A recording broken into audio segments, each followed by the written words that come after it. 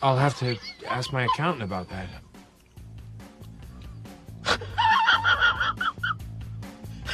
Uh,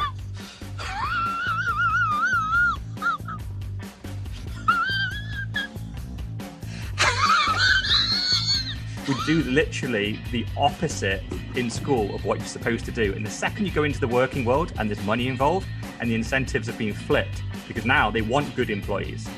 If you're like a great sales guy, they don't go, Darnell, do you want to do some developing?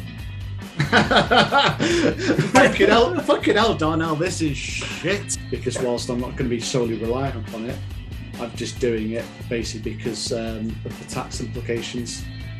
Up to 10%, living up to his name. Mr. All In, living up to my name. I ain't got no pension, son. Jimmy over here is not playing ball.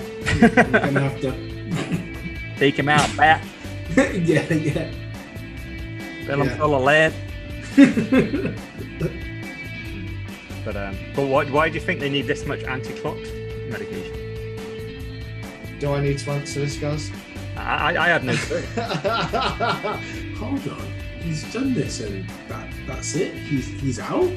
Like, and okay, I need to know more. And he about gets to this. spend all his day on Twitter and OnlyFans. Exactly. Yeah. I need me more of that. But basically, as a summary, buy Bitcoin, use Bitcoin lessons or Bitcoin standard, and just fucking get on it. That's the easiest way. And if you don't fancy Bitcoin, Rich Dad Poor Dad will tell you some fundamentals. Don't buy loads of books, just buy a couple. Yeah. So that was option 1 and 2. Option 3 is have fun, staying poor.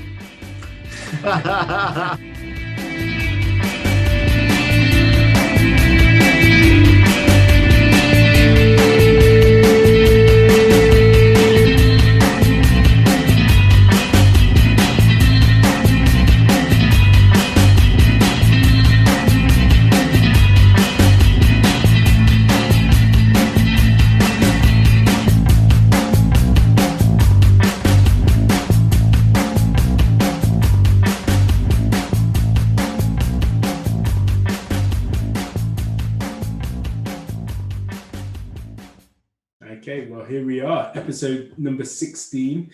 16? 16. Dr. 10%, Mr. All In, and myself, Sir Never Look. Here we are. Here we go. Yeah. How many times has Mrs. No Show actually been on? Once. Mrs. No Show. It's Mrs. Yeah. Mrs. No Show. I said Mrs. Didn't I? One. Or is it Miss? I think you made the first 2. That was it, wasn't it? No, I think.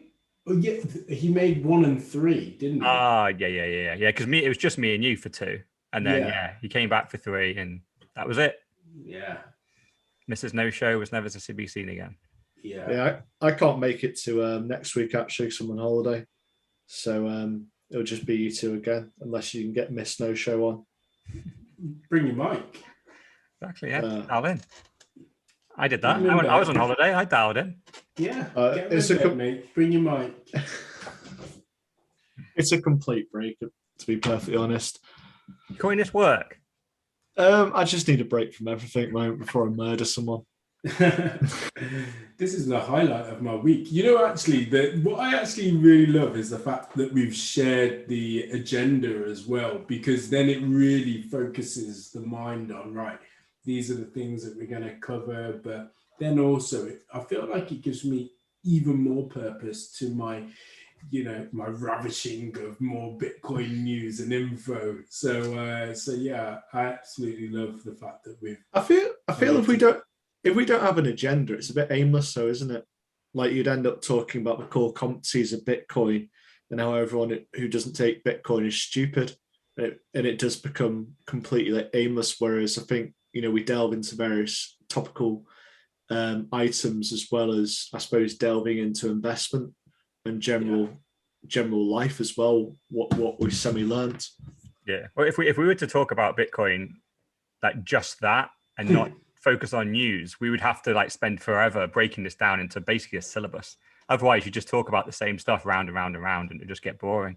Yeah. So, if anything, this is the easiest type of agenda ever to do. You just literally just follow the news, and whenever anything is notable, you just note it down and go, let's discuss that. What's our views on it? It's kind of super easy.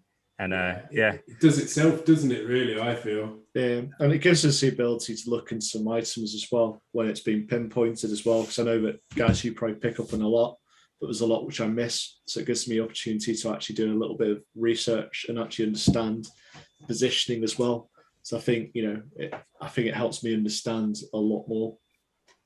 Guys, where do you normally start? Like, you wake up in your daytime, and do you go Bitcoin Twitter first, or is it OnlyFans? What happens first? I was going to say beating off is obviously one of the first items on the agenda.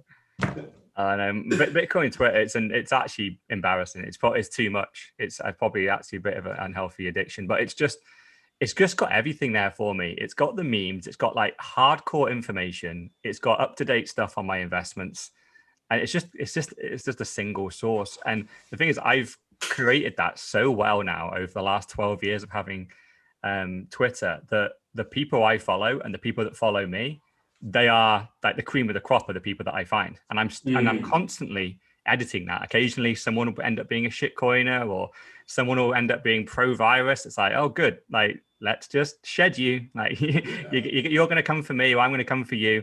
We'll unfollow each other, and then we carry on our way. And so now it's like, it's just gold. Like my feed, I just love it. And I spend far too much. Sometimes I sometimes when I wake up, I have to make sure I don't switch my phone on and just go for a shower and get up. Because if I don't, I could be sat there for an hour, and I was meant to be getting up, and I have done nothing other than, weirdly, I've probably absorbed like an encyclopedia worth of information, but I should have freaking got out of bed first. Yeah, it is true though. I think if you don't evolve your Twitter, you get bored of it. Because I think I've got the same one. Like I set up originally, I chopped and changed, used it for a little bit, then chopped and changed. And I think what actually held my interest was Bitcoin Twitter. I think it's probably from things which you'd liked or commented on. I started following various people, and that's what ultimately led me down the rabbit hole last March, when I think I started following Saifedean and a few other people, and then I completely changed my feed. I got rid of a load of people and basically went economics, Bitcoin, fitness, and a couple of other things. That is my feed. And it's actually interesting, like you, it is the chopping and changing, get rid of people who just are irritating. I find I'm the same, but on the YouTube side, like my feed is just constant things that I've subscribed to, and it takes obviously a lot longer to absorb all of that, but I just do it in between my daily life, and here, there, everywhere. So I've always got a pair of headphones stuck on something, or it's on the TV, and the kids are like, what is that? And no, don't worry kids, you'll learn. And it's great. And it also provides more content to then go off afterwards as well, to then go and research myself as well. Yeah, it is bad. You've just described my life there pretty much. In the mornings having breakfast, it's like I'll have Bitcoin Twitter on my laptop, maybe on my phone as well, and then have YouTube on in the background with a load of guys talking Bitcoin. It's just, it's a little bit. If I could buy Bitcoin cereal, I would fucking buy it. Well, you shouldn't exactly fiat food. No, I know. I eat shreddies. There's no I don't process sugar in there. Relatively. If it's fiat sludge, it's cheap, and it's non-nutritional. It is. Yeah. If I'm really eating Bitcoin food, I should be eating raw eggs, steak, and bacon for the morning. Yeah. The steak, animal fats, and everything else. Yeah. Should we go on to that then, shall we? Because Saifedean's got his new book very, very close to coming out. I think it's due to be delivered for Christmas, called the Fiat Standard. And I think as he's releasing like 3 chapters, it seems to be he is just going to like take down the fiat world piece by piece. And he's released one of his chapters which is about food. And and it's free on the internet. The link's in the description if anyone wants to go read it. See, I didn't really want to read it. I read a little bit of it, but I want to save it for when I read the whole book. I want it as like a big, nice read, but because I know his attitude on fiat food. I follow him on Twitter, and I follow a load of people who have similar views to him as well. about, the fiat sludge, which is pushed upon us because it's cheap. So yeah, what was it? It was Nixon wanted to recommend against eggs because it was going against his promise of not too much inflation. He's trying to make it out that they're unhealthy. So that's what you've got to deal with in the government. Was the one thing which I took away. Yeah. Well, it's one of the big lies, isn't it? There's a very famous chart that basically has a pyramid of food, and it basically puts like meats and stuff towards the top, as in they're bad. And then it has like sugars and fats are lower down, going, these are safer foods to have. Like you should really moderate your use of. I want to say the fats are with the meat. I think it's carbohydrates across the bottom. Like you're saying, you should have your most portions through that. And then it's got vegetables and fruit on the next one. And it's got meat and fat. It's got meat and dairy. Then the top one is animal fats. So basically, like the thing which is being more and more discovered is you've got to have a good concentration of fat in your diet, which is one of the issues. Like the recommendation was you get fat because you eat fat. But it's like, well, actually, no, it's because you eat carbohydrates. Yeah. And you eat sugar. You eat carbohydrates which turn into sugar and have no nutritional value. Like bread, it's nice, but it actually has no nutritional value. And so, if I had to look at this from my diet, it's pretty much you take the carbohydrates and you put it right at the top. So that's one which I actually eat little of. I eat a lot of green veg. I eat quite a bit of fruit. I eat meat. I eat quite a lot of dairy. And I have fat as well. And I make sure that I have enough fat because that's one of my downfalls. Like it's been drummed into us for the last, how many years is it? And it's getting over that. It's kind of like that. What Darnell's trying to push me. Isn't it? Yeah, it's kind of what Darnell's been trying to push me into around debt at the moment. So it is that change in mind frame, but everyone's still stuck in, fat's bad for you. It makes you fat, but it's not. Sugar and carbohydrates are what is bad for you. If you're a diabetic, you should stop eating the carbohydrates. Yeah, it's crazy. When I tell people, like it was about 5 or 6 years ago, I switched to like what I call the Bitcoin diet, which is by and large just fresh veg and steak most days. And I just stick to it. And that's just all I eat. The number one comment people would say to me is, oh, that doesn't sound healthy. What about heart disease? And I just go, you're eating freaking microwavable pizzas and chips every night. And I'm the one, I'm eating grass-fed steak and fresh veg. And then I looked, and by then I'd already looked into the studies, and I'd realized that all the propaganda against red meat that supposedly brings heart disease and heart attacks and all that kind of stuff, a lot of the studies had been manipulated and were by and large based on processed meats. And by the definition of processed meat, they basically meant McDonald's. And you go, I'm not eating McDonald's every day. I totally would understand if but that's where the scientific study, yet again, just manipulates the world and goes, oh no, burgers are red meat, right? Yeah, the worst version of red meat, which is basically processed sludge, that is fiat food. I'm eating steak. That is completely different. Yet the view that when I tell people what I eat, they question whether I'm healthy or not. And it just blows my mind. It's like, this is probably one of the healthiest diets you could ever eat. And the mainstream view of it is, I'm going to die of a heart attack before I'm 50. I'm like, no.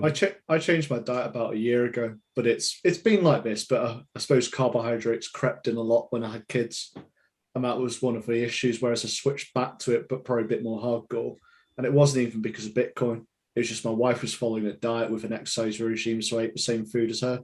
And guess what? It was green veg and meat, and making sure you ate enough dairy. And I felt so much better. I sleep better. I can concentrate better. Everything feels better to me.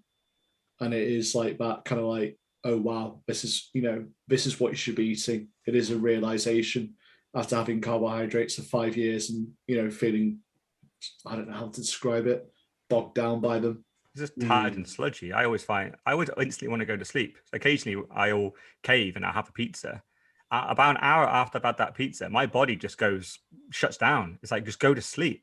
Because I think it's suddenly shocked. Because I don't eat carbohydrates on the day-to-day. I just keep as many carbs out of my diet completely. So I think when I eat a pizza, my body just goes into hibernation and goes, oh, we're going to sleep for days now. We're good to go. I'm like, oh my God, this is what I was poisoning my body with every day back before. I was always eating Before bread. you knew. You see, white potatoes and sweet potatoes are actually all right in your diet. It's not that bad, but the things which have wheat in them and corn, that is where you want to stay away from. It really is. That's a poison. But, it is moderation. So, every couple of weeks we'll make pizzas with the kids. And it's just one of those things, but I don't have it every day. I disgust myself. Get out You the way. already know Bad where boy. I stand on the whole diet stuff. So yeah, I'm always been pretty good on that. So it's never been an issue. So you don't eat sweet stuff at all, do you?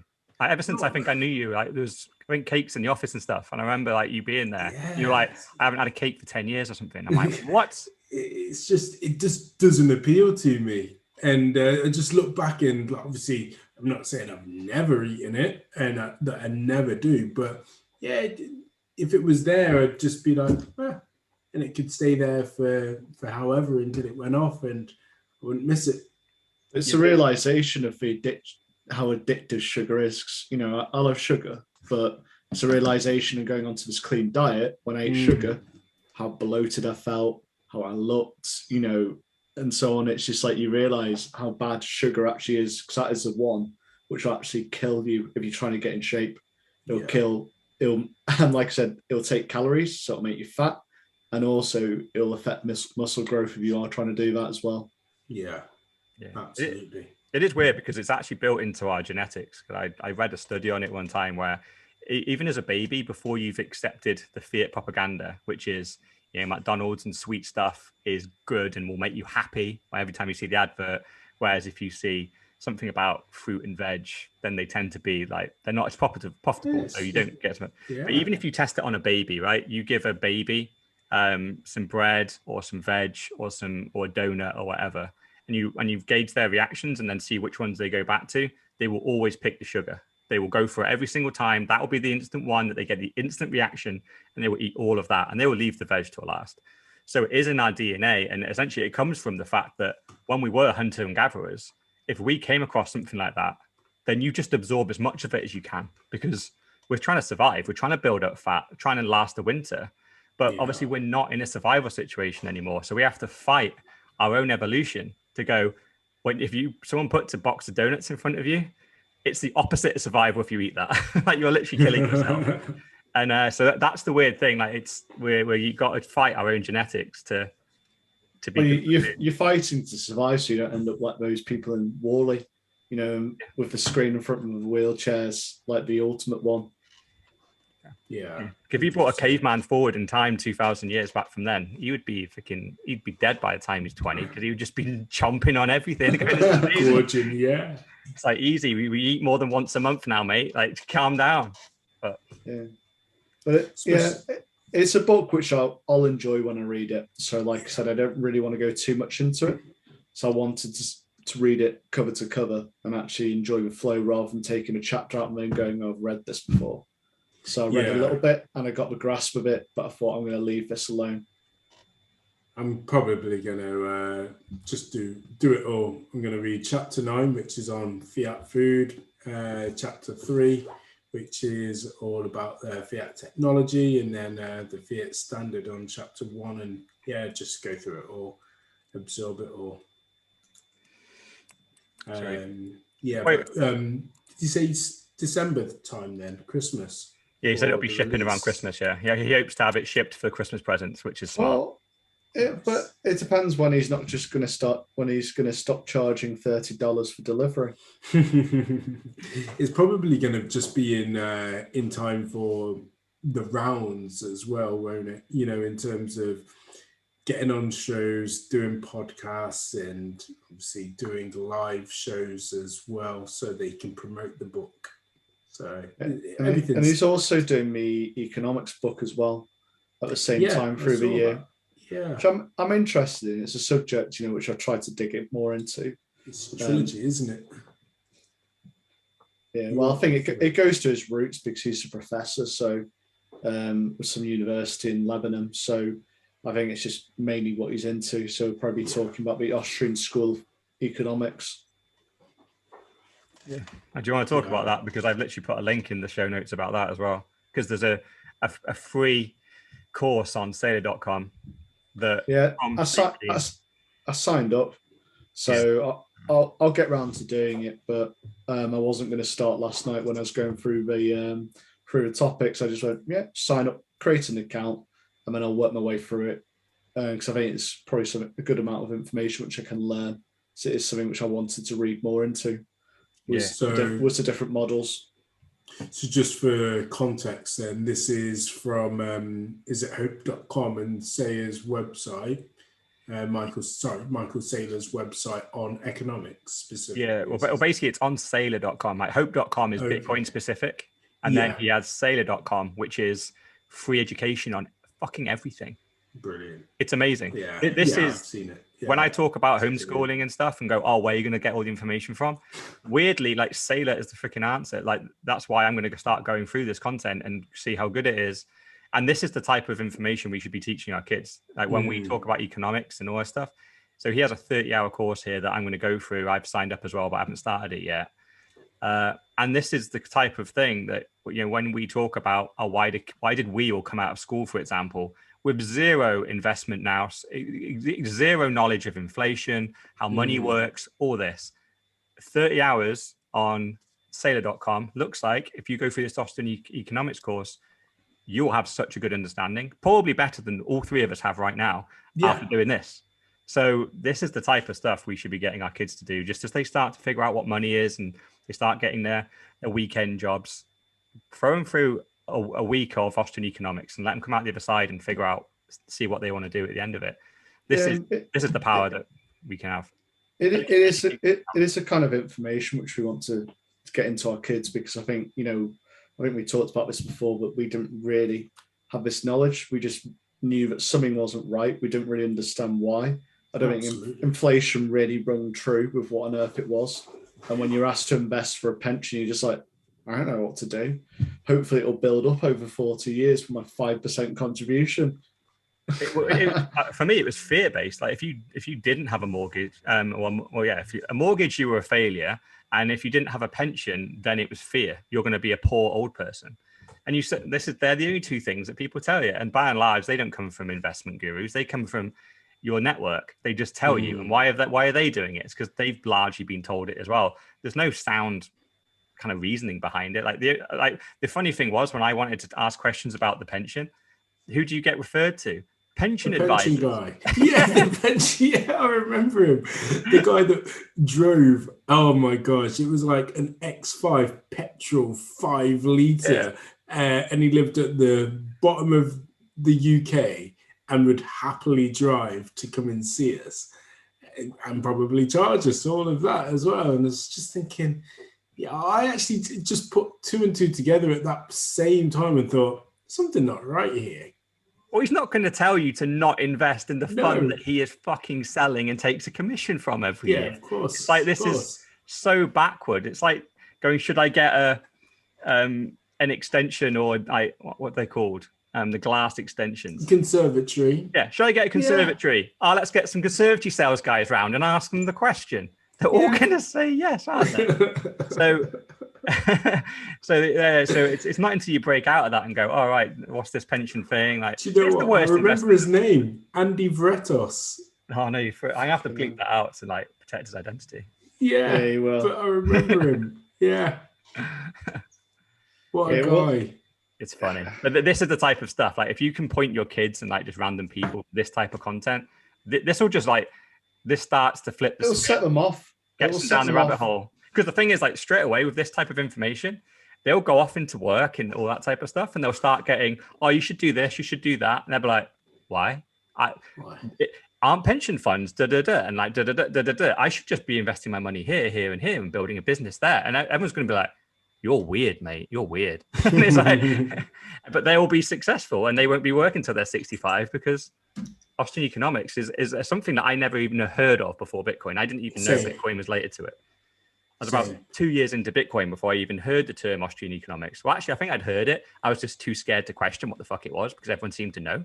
And then eventually I went, you know what? I should actually read about this. And then I was like, it blew my mind. But I have never done a proper course on it like this. So that'll be cool. Yeah, Do you think that we should all do the same course, or should we do individual ones to then come back and then say, okay, I've finished this, you do this, and maybe try and get the courses to be similar times in obviously like 30 hours? I think Gaz will belt for it though, because he hasn't got a job. All he does is look at Twitter and OnlyFans. I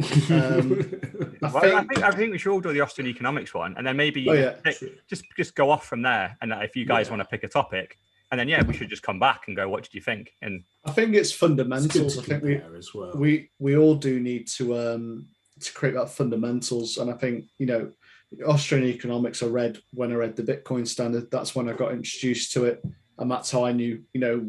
Whereas it took you 2 years in Bitcoin to find out. My kind of starting block was the Bitcoin Standard, so I got introduced to it straight away.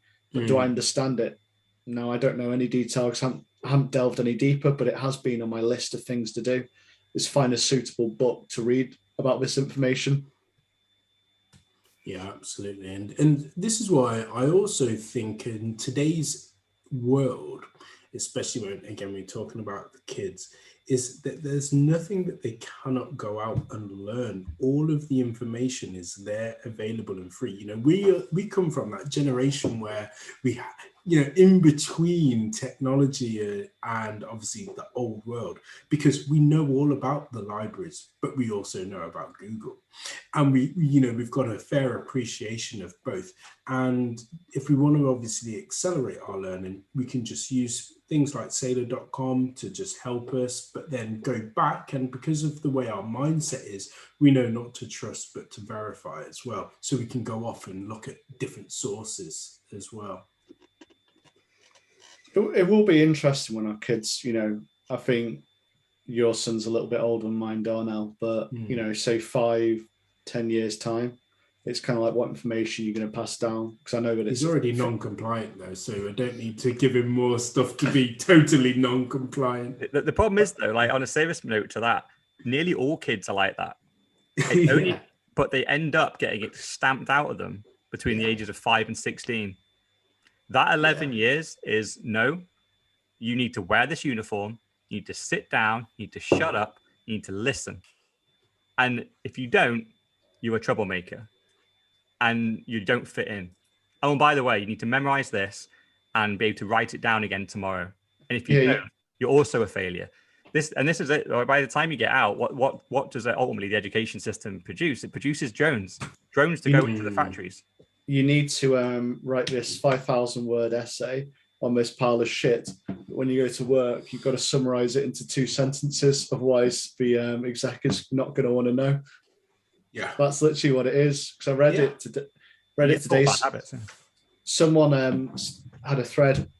If you could teach anything at school, or rather, what would be the thing which should be taught at school? I was like, simple. It's financial literacy, isn't it? Like, and that's going down the inflation route. It's going down pensions, investments, everything, because that's what's important. And I think it isn't taught at school because, well, they don't really fucking care about you, do they? So they teach you about Oxbow Lakes. They teach you about good grammar. But is that going to make you any money? Is that going to get you financial freedom? You have great grammar and you can correct people online in an argument, but where's that? You're not going to get anything for that. Yeah. This is why I've always been a fan of Robert Kiyosaki, and I'm even more of a fan right now because he is a Bitcoiner and he has changed his thinking from just being gold, silver, property, and I don't like the government to all of the 4 above plus Bitcoin. And it's really, really refreshing and great to see as well, because he has been anti-school since the day he came out.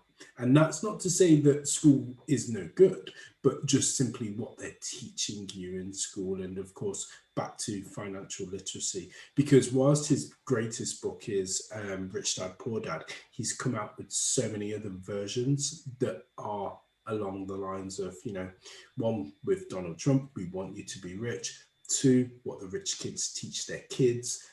There's another one where it's something like B students employ A students and C students work for the government. There's so many, but it's all surrounding the topic of like education and financial literacy. It's great. And if you look over the last 20 years, like the whole side of being an entrepreneur, investing, it's just ballooned in the book space.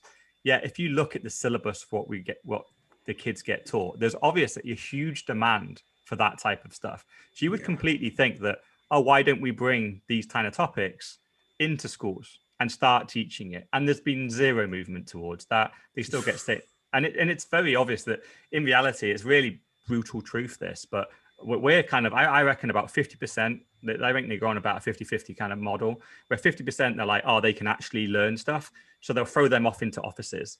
The other 50%, and that's we're in the top 50%. We went off to university, like, well done, you can memorize information. You're the successful ones, off into university, then go sit in an office and freaking answer the phone all day. Well done, you're successful. The final 50%, or the bottom 50%, they're essentially told they're stupid. They're virtually worthless to society. And they leave school really demotivated, very like downtrodden, and go off into careers that are manual labor ones and end up doing pretty well, quite a lot of them. But a lot of them don't. A lot of them never kind of build their self-esteem back up. Because they've had 11 years of being told they're stupid, been told they're in the bottom set. And it's just ridiculous, because just because you can't memorize information and pass the exam does not mean you're stupid.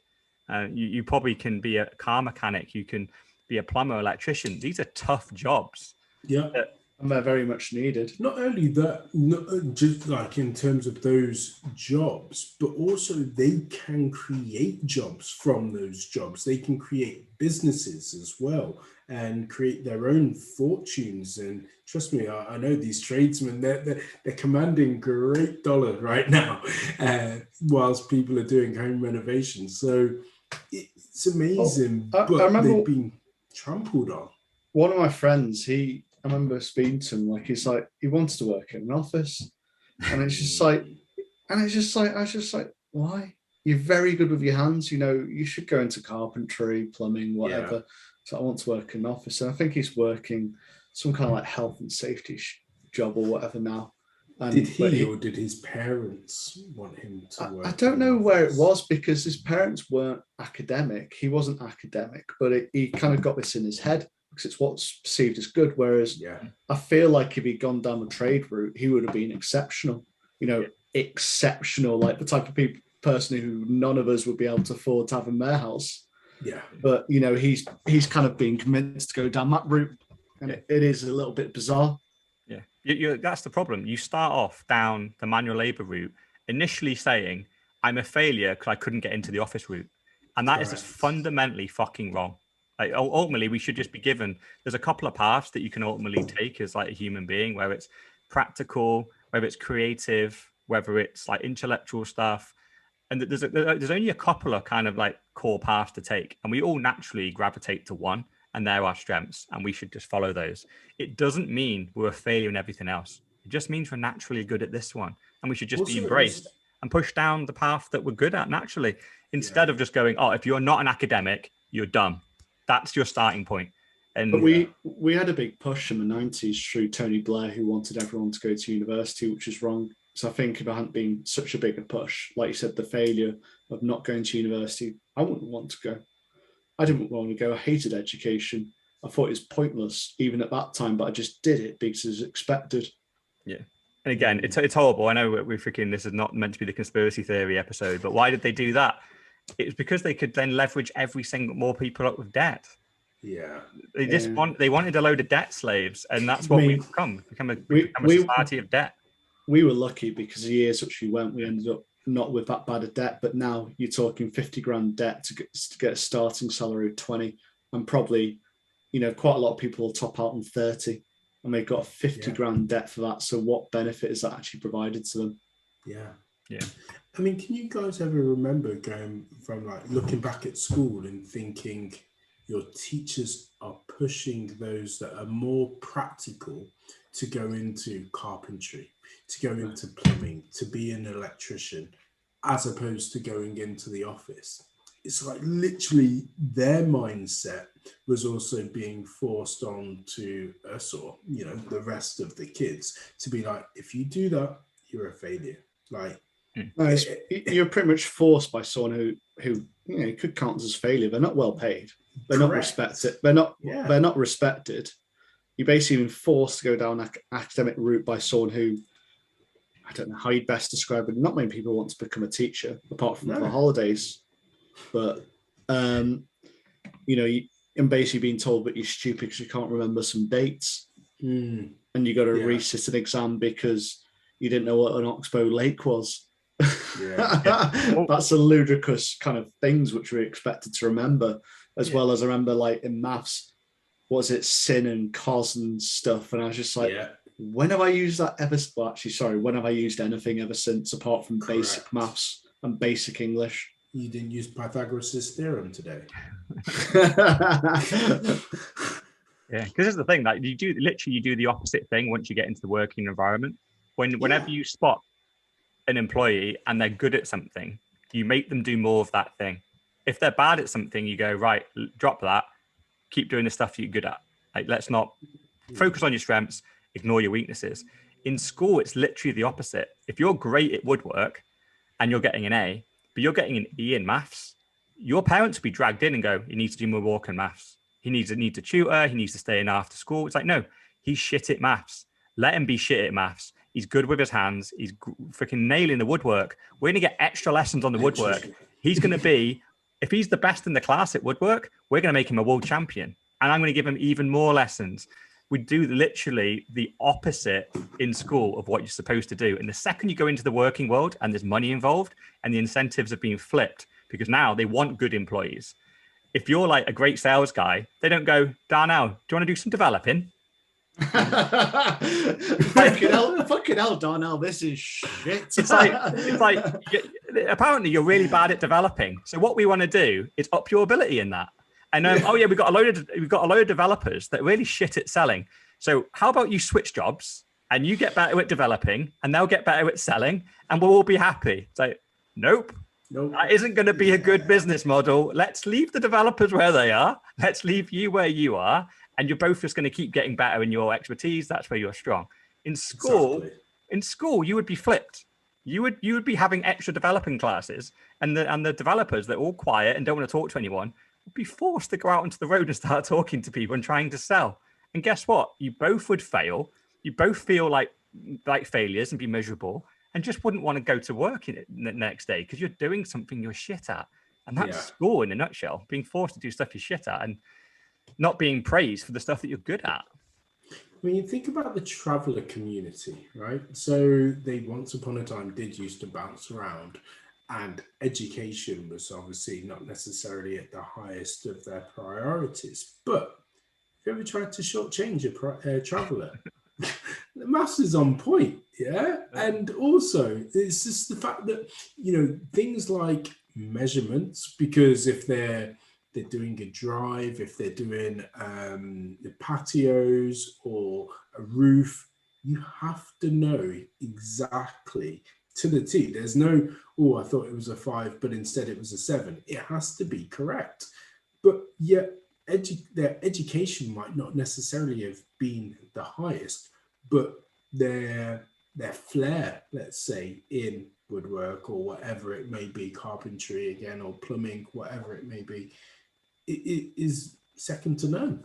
So it just shows once again that things like this aren't necessarily, it doesn't need to be the highest. You just need to be on it basically and get there and get through it.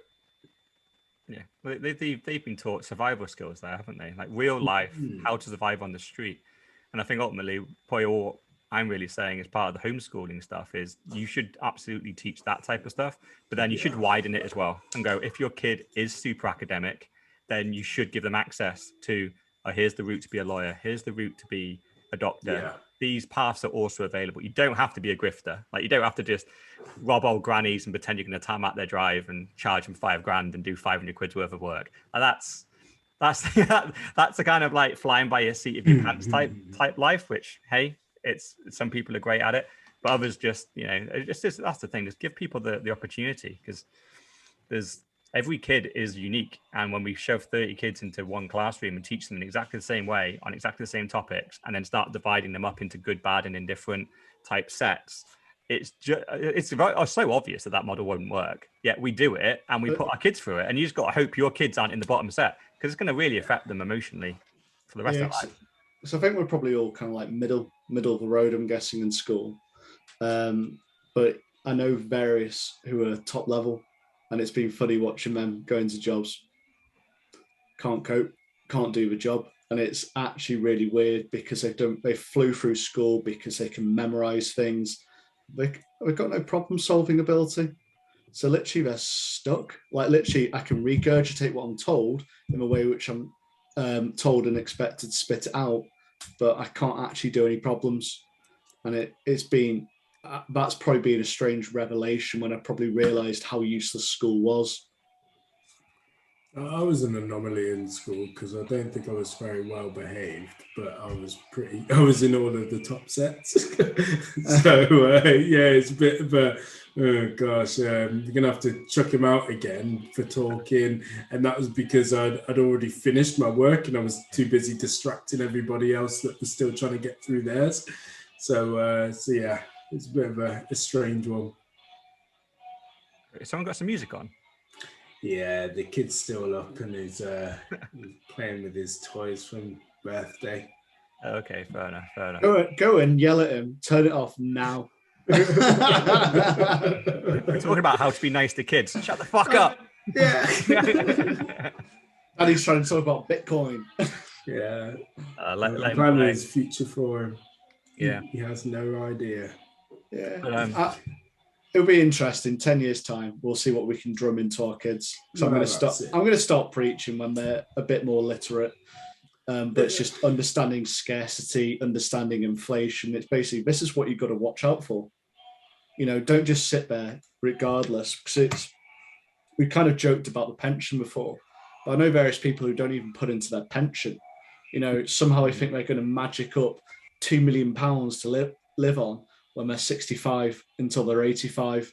But it's like, they don't, there's not even that comprehension that you need to plan for your retirement. Like literally when they hit 65, they're going to have to sell the house.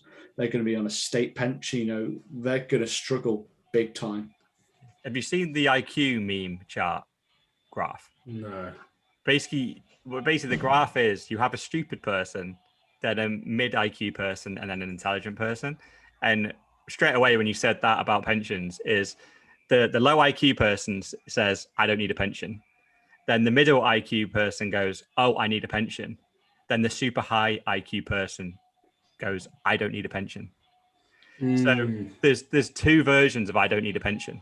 One person's completely illiterate and just thinks it's going to be okay and the government will look after me. The person down the other end has gone, I know that's a scam and I figured out a better way. So you know what? It'll be interesting to see, won't it? Because I don't know when the induction of pensions came about, but we're at that point now where people are obviously getting to that age, and you can see the 70-year-old plus still working and therefore playing out, and to kind of think, okay, maybe I should have done something, in terms of I should have got a pension. Those that had a pension maybe tapped out a little bit early at 60, 65, and therefore living off their pension.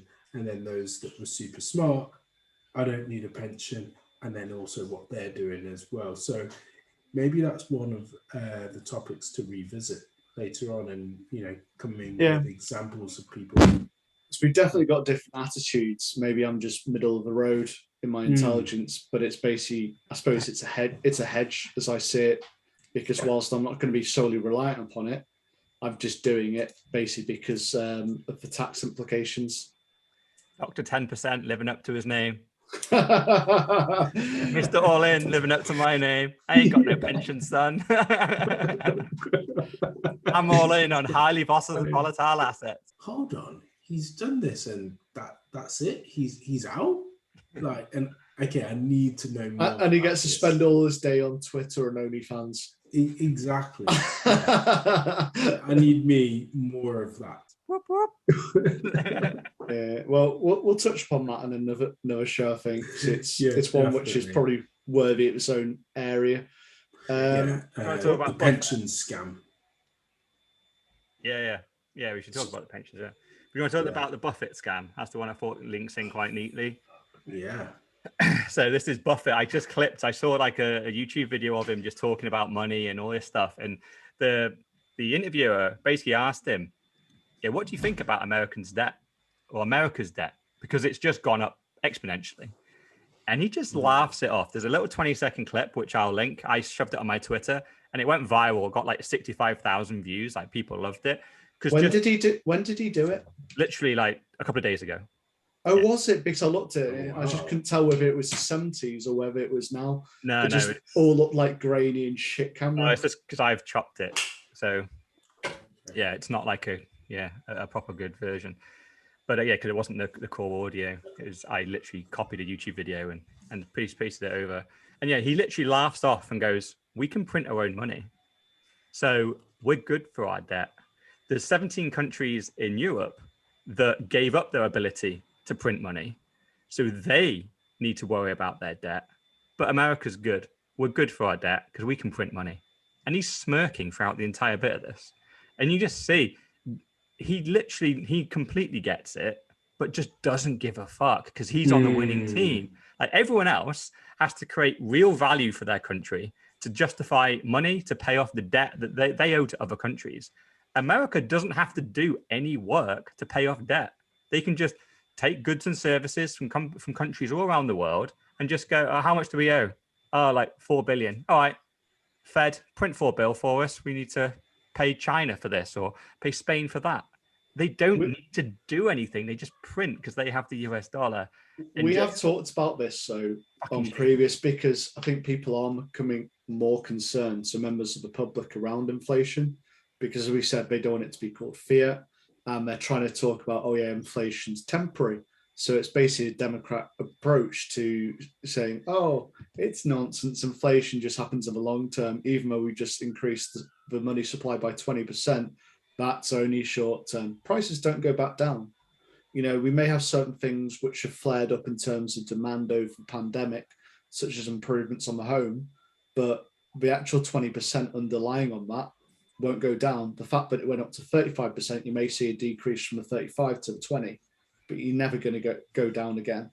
And that's what some people do not understand. And you see some right bootlickers on Twitter who back up the government view, and it's like, are you fucking stupid? We've seen it. Houses, food, like we've used the loaf of bread analogy a few times, where I remember it costing some like 20 pence or something for really cheap shit when I was at uni. And then now I look in the supermarket and it's 80 pence or something. It's something ridiculous. And these are the people who refuse to acknowledge that the government are lying to them. Yeah. Just going back to your point, Mr. Orlin, on Warren Buffett, and knowing that he knows, and then thinking about people trying to hedge against the US dollar, how's this all going to play out? Because if the Fed can always print money, and we're thinking, well, surely one day they have to default and they'll have to pay all of this money back. Are we therefore saying, well, no, they can just continue to go on for forever, because there's all these other countries that are in a position where they actually have to, again, create value before them. So it will never get to them before it gets to them. Yeah, I think that is ultimately his point. You're right, yeah. I think what he's saying is, because we have the money printer, we'll outlast everyone else. Yeah. So they will go bankrupt first. Yeah. So yes, this is going to end in tears, but we have the money printer. They don't. So all their economies, like Greece, Turkey, and all that, that will cascade globally. They will all fall over, and ultimately, US dollar will be the thing that still has value. Supposedly, that's what he's gambling on. So America will come out of the ashes, kind of the victor. So it can get rid of its debt because it inflated so much in value. Would that be okay? Yes. So it's a way to look at it. Yeah, if the pound goes to zero, then suddenly America can walk in and be like, meh.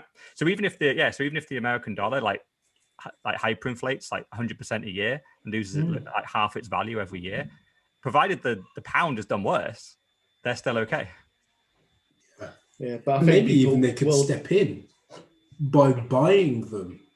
Yeah. And therefore, I know it sounds ludicrous, but you mentioned those countries of like Turkey, Greece, UK, we can maybe even take on US dollars and therefore be paying things in US dollars. Yeah, it would be suicide for our economies if we did that, because you're literally just bending the knee to America.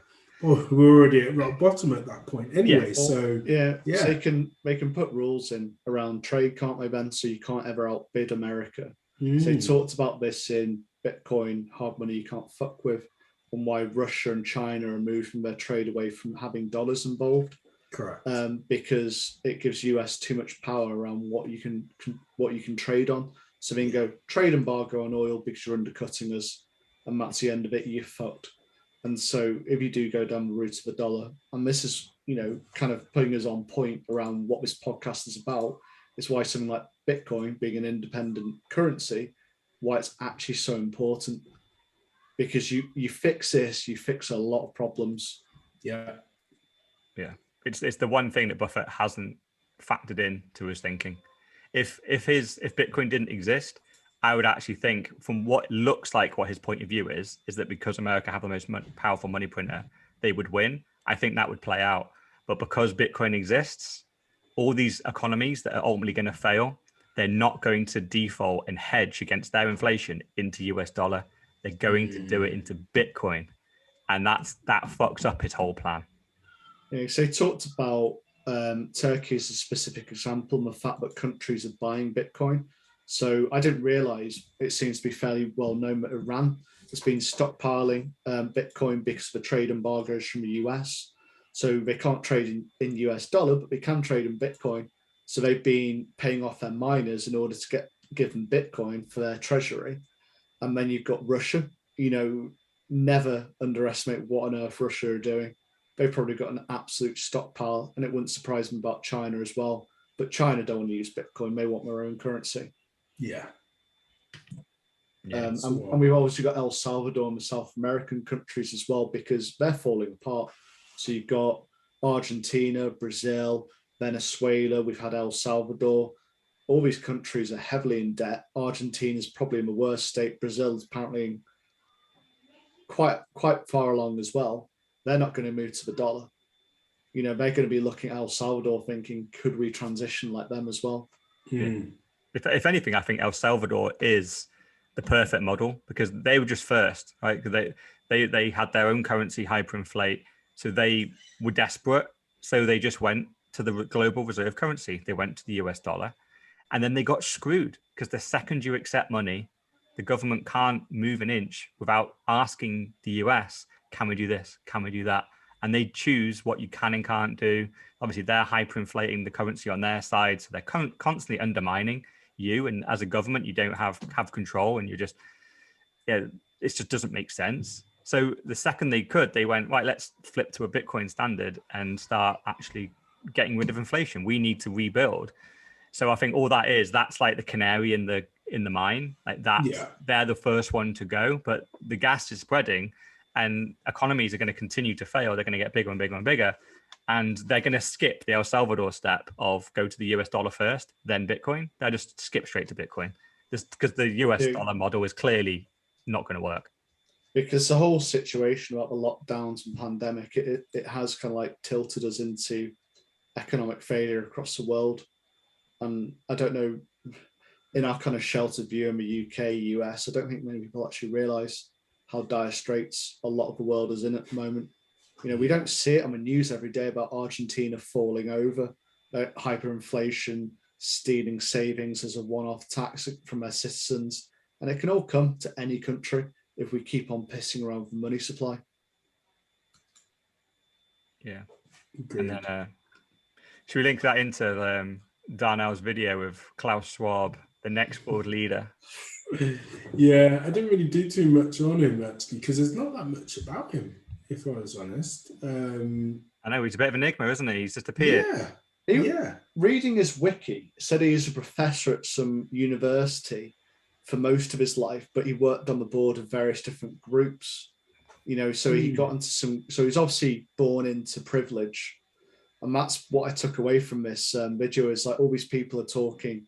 They love their buzzwords. It's like being around the marketing department, just fucking bullshit bingo. They just kept on like social contracts, various woke terms like racial and gender equality. And what I noticed about all of them, none of them spoke like a normal human being. They're all so excruciatingly posh. Like they've never obviously had to hold down a job for money. They've done it for prestige. So like there's some woman, I think her name was Parv, and she literally couldn't even speak properly. She was that posh and inbred. And then there's some Nigerian woman, so you expect quite a thick accent. It barely sounded Nigerian. She's been to an international school. So these people are talking about reshaping the world economy when they have no experience of actually working in that economy and do not know what it is to be poor. Yeah, she's not your typical Nigerian that's come from a village or of a family that's a working family. Yeah, I love the video, and again we'll link it. And I've just clicked it again purely just I wanted to get up because really what the world view on this kind of bullshit, the WF and the Great Reset. If you look at it, it's had 70,000 views, 4,500 people have disliked it, 491 liked it. So you can see the thing that amazes me, and if you look, and then if you read the comments, they are 95% negative, going, shove this thing up your ass. We do not want the Great Reset. We don't want any of this wokeness. And it amazes me because on the NHS sites now, where they're all pushing the lockdown stuff, they've had to switch off comments. The likes and dislikes are still the same, but comments are switched off. So I'm amazed that the WF hasn't switched off comments yet, because it gives far too much good information underneath the video that completely counteracts the bullshit in the video. But the main thing that I took from it was what Klaus is trying to do is switch the kind of global narrative of what makes a successful country. And at the moment, the key metrics are like GDP, employment, and wealth in a country. That is largely, if we have a wealthy country, we have a happy country. That's a successful country. And obviously, they've already got the inflation one and manipulated it into CPI and gone, oh, it's 2%, even though we know it's nearer 10. But so they're already lying with that metric. But what he's trying to do is bring in some new metrics, which are these social contracts. And the phrase he kept saying was sharing and caring. And I can just see it's a matter of time until they start measuring this in some fucking bullshit way that essentially goes, with the number one stats for our country are going to be how good are our social contracts and how good are we at sharing and caring. And provided we have high numbers on that, this is a great country. And they'll start to, because I think the whole like the hidden kind of lie that is inflation, that's coming down. What they want to do, the best thing you can start to do, stop talking about it. Say it's not important. Let's talk about social contracts. And look, they're up 10% and all this kind of bullshit. And they're going to just change the narrative. It's just, when I just watch this video, I'm like, this is fucking genius. Like, if you know that the economy is going out of control, what's the best thing to do? Don't talk about it and talk about something else. And this seems to be the beginning of the transition. But it was gender, race, equality, social contracts, all these kind of woke terms thrown in there. It was bullshit bingo, and basically could be construed as anything, what they said. And it is funny how it benefits them, but they are so rich that they'll literally sit in their castle and ignore it all going on. Like I said, Parv, who could barely speak properly because she's so posh and inbred, and she's talking about discrimination. It's like, I can guarantee you have never been discriminated against in your life. You have never had to beg or go, oh shit, I haven't got that money to pay for that. I can't afford it. Daddy's always paid for that. If anything, should be probably discriminated against positively, because they wanted someone diverse, and so they were like cherry picked her out. She's probably the least qualified person out of anything, but it's like, oh no, you're from the right place, you look the right color, in you come, welcome to the directors board, and read this. And I think it Klaus, was a really good thing that you mentioned as well, Ross, about how to become a tyrant, and watching that along with this as well, because it ties in really nicely as well, because Klaus is trying to be that guy who's the savior to all as well, with the points that you just made. I don't as understand it. He's 83 though. He's going to be dead soon. Exactly. This is what I don't get. Where is he? You're absolutely spot on. Yeah, I was thinking, like, why are you trying to push for all this power when you're not going to be around to see any of it? Oh, he's a puppet. He's a puppet. He will get no power out of this. This is why they picked a professor, right? This is the classic fool guy. This is Biden. This is nearly every prime minister ever. And like these type of people that end up being the top of the Fed, top of the WHO, top of the WEF, they pick people that are in obscurity, that are just government bootlickers, and they interview these people. Right? I've seen films on this, and they joke about it. They're like, "Oh, what's your like?" They literally, what was it? There's a really good, weirdly, there's an alien invasion film, right? And they came in and they wanted a load of people that would help them roll out the alien invasion. So what they did, they interviewed a load of people that essentially are just, they feel underappreciated, are relatively intelligent, but just follow the rules. You don't want highly intelligent, highly ambitious people. You want the people that felt downtrodden. So professors are the classic people who feel underappreciated in society. They are relatively intelligent, but fundamentally have not done anything. They just teach the same kids who don't give a shit every week. And so when a big organization like the WF comes in and goes, do you want to be CEO? But to do that, you have to follow this. This is you have to sell your soul. And he just jumps at it and goes, well, it's better than teaching a load of 18-year-old kids in fucking university who don't give a shit every day. And oh, and by the way, I get to be a millionaire if I go this way. And yeah, he's a puppet. He's not going to see. It's the thing is, a good idea. They've built him up across various boards. Like, it's really weird. Like, obviously, we'll see how it plays out, whether it's a conspiracy theory. But the kind of like push on this lately has been a bit concerning. I'm not 100% there myself, but some things. So he criticizes high salaries of CEOs, into the millions. But he gets paid 1 million Swiss francs a year, which is roughly about 800,000. So it's you, but not me, or of the animal farm way, which is all people are equal, but some are more equal. And that's literally his way. And that's my big criticism is you've got a bunch of posh as fuck people here who have lived in privilege trying to tell us that we should be more sharing and caring. And it's like, you've never shared anything. You don't give a shit. This is to further your career. So I look at this and just think it's the biggest pile of woke bullshit. And I hate all these terms about racial, gender equality, when it's just, all it is used as a lever to divide people. The most bizarre thing I thought I heard is one of the speakers actually went into it, and they actually mentioned that governments can be racist and the police brutality needs to stop, as we saw in America with the whole George Floyd thing. I'm like, oh, this is weird. She's going into a dangerous area here. And then what's her solution to this then? Her solution was more government.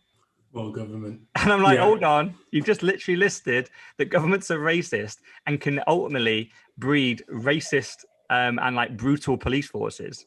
Your answer to this is more government. And you just go, all right, now you're just talking complete nonsense. This is just the answer to every question is, don't worry, we've got it. But even if they believe this, they're all theoretical. They've never held a job. They've never understood what the breadline is. They've never understood any discrimination. So this is all theoretical. They haven't been turned down because they're black. They haven't been turned down because they don't have contacts. They haven't been able to not afford a new Audi or BMW, whatever the hell they buy. They've had it all. So they don't know anything, these people. No. And unfortunately, that is the same for most politicians. They're career politicians. They come straight out of Eton. Yeah. And they end up being a local MP at the age of 21. And then by the time they get to 40, maybe they're on the front benches and they're running for a PM, but they've never had a proper job. And they don't actually need the salary from that MP job. Because mummy and daddy are already living in a mansion and giving them a They couple of have- million quid when they're 18. Yeah, they have a trust fund, aka David Cameron. Yeah. Yeah. Boris Johnson. Fucking... Funny enough, Jeremy Corbyn owned multiple houses, but played down with his poor little cat. But he was poor. He was not. And you Yeah, want to go into well- some more government corruption? Oh, go on, Dan. No, I think the government corruption thing is definitely one of those things where we will come back to time and time again.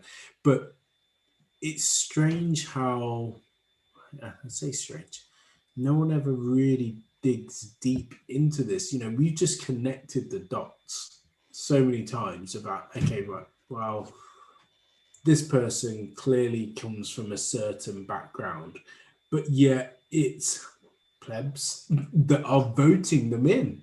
Yeah. And I think, like, why?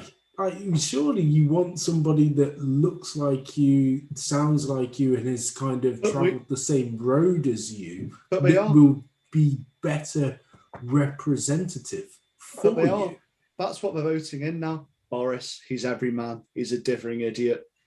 You got Biden, he's everyone's favorite weird, leechy, touchy grandpa. Yeah. You had Trump, he's the other granddad, the highly racist and volatile one after he's had a bottle of Jack Daniels. That's literally, they're bringing every man now. These are people who can relate to. Tony Blair had a young family going, it looked fairly normal, apart from his wife looked a bit alien. That was alien. For the last 20, 30 years, they have been trying to bring in every man, the most normal of them, because you couldn't get certain one of them into office. Like they tried, was it William Hague? He was just too far. Everyone's just like, he does not represent us, even if his policies are quite good. I don't know if he works. It's before my time when I really got interested. I'm with you. Yeah, really. When you look at it, who are the main players right now? You got Boris Johnson, you got Biden, you got Klaus. All of us can look at these guys. They're all relatively old. They're all hapless idiots, but they're kind of lovable in a weird kind of way. So they play quite well to the masses. So what you're trying to say is you want to share and care with Klaus. Yeah, exactly. they appear harmless. You don't actually want that fierce CEO type guy. I mean Nixon, that kind of one. Yeah, or a JFK. Jesus, he went too far, and so they probably shot him in the head because he was going to stop the money printer, and they didn't like that. So they need puppets, right? So our political leaders. Did it? What's that? Are you saying they did it? Oh, that was an assassination. I'm not the guy that they pinned on it on. I just need my Tim hat to pull out every episode. And it's go down the rabbit hole on it. And when you look at JFK's policies and you look at the stuff that he was threatening to release, then you just go, if that had come out, the whole shape of America would be completely different if JFK had been allowed to be president for longer. He would have fixed so many things. He was a genuine light, a shining light for American hope. He was going to fix so much of the corruption, and then he miraculously just gets shot in the head. And you just go, if I look at it, it doesn't look like he played the game. And let's be honest, it's still happening now. We shared it in the group. I was going to say, should we talk about the 4 police officers and their miraculous suicides, all 4? I mean, the last one that I was just reading, he was only 26, young family. Why would he want to commit suicide? Yeah, 4 people in the space of 6 months that were police officers on that day have committed suicide. Just going back to, just for people obviously thinking about it, so we're talking about the Capitol Hill riots. How many people were police officers that day? I mean, if we looked at, I suppose you got to look at coincidence. So this is either to rule it out or in. So say there's 1,000 police officers that day. So what's suicide rate roughly? Is it, I don't know, 1 in 100 people? Oh, what? No, nowhere near that. I've got no idea what the suicide stats are. Pass.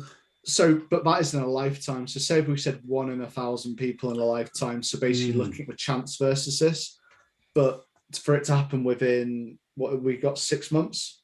Yeah. It's just, it is too big a coincidence. 600 people arrested, but yeah, 4 people, all police officers, all suicidal within 6 months. Will there be more?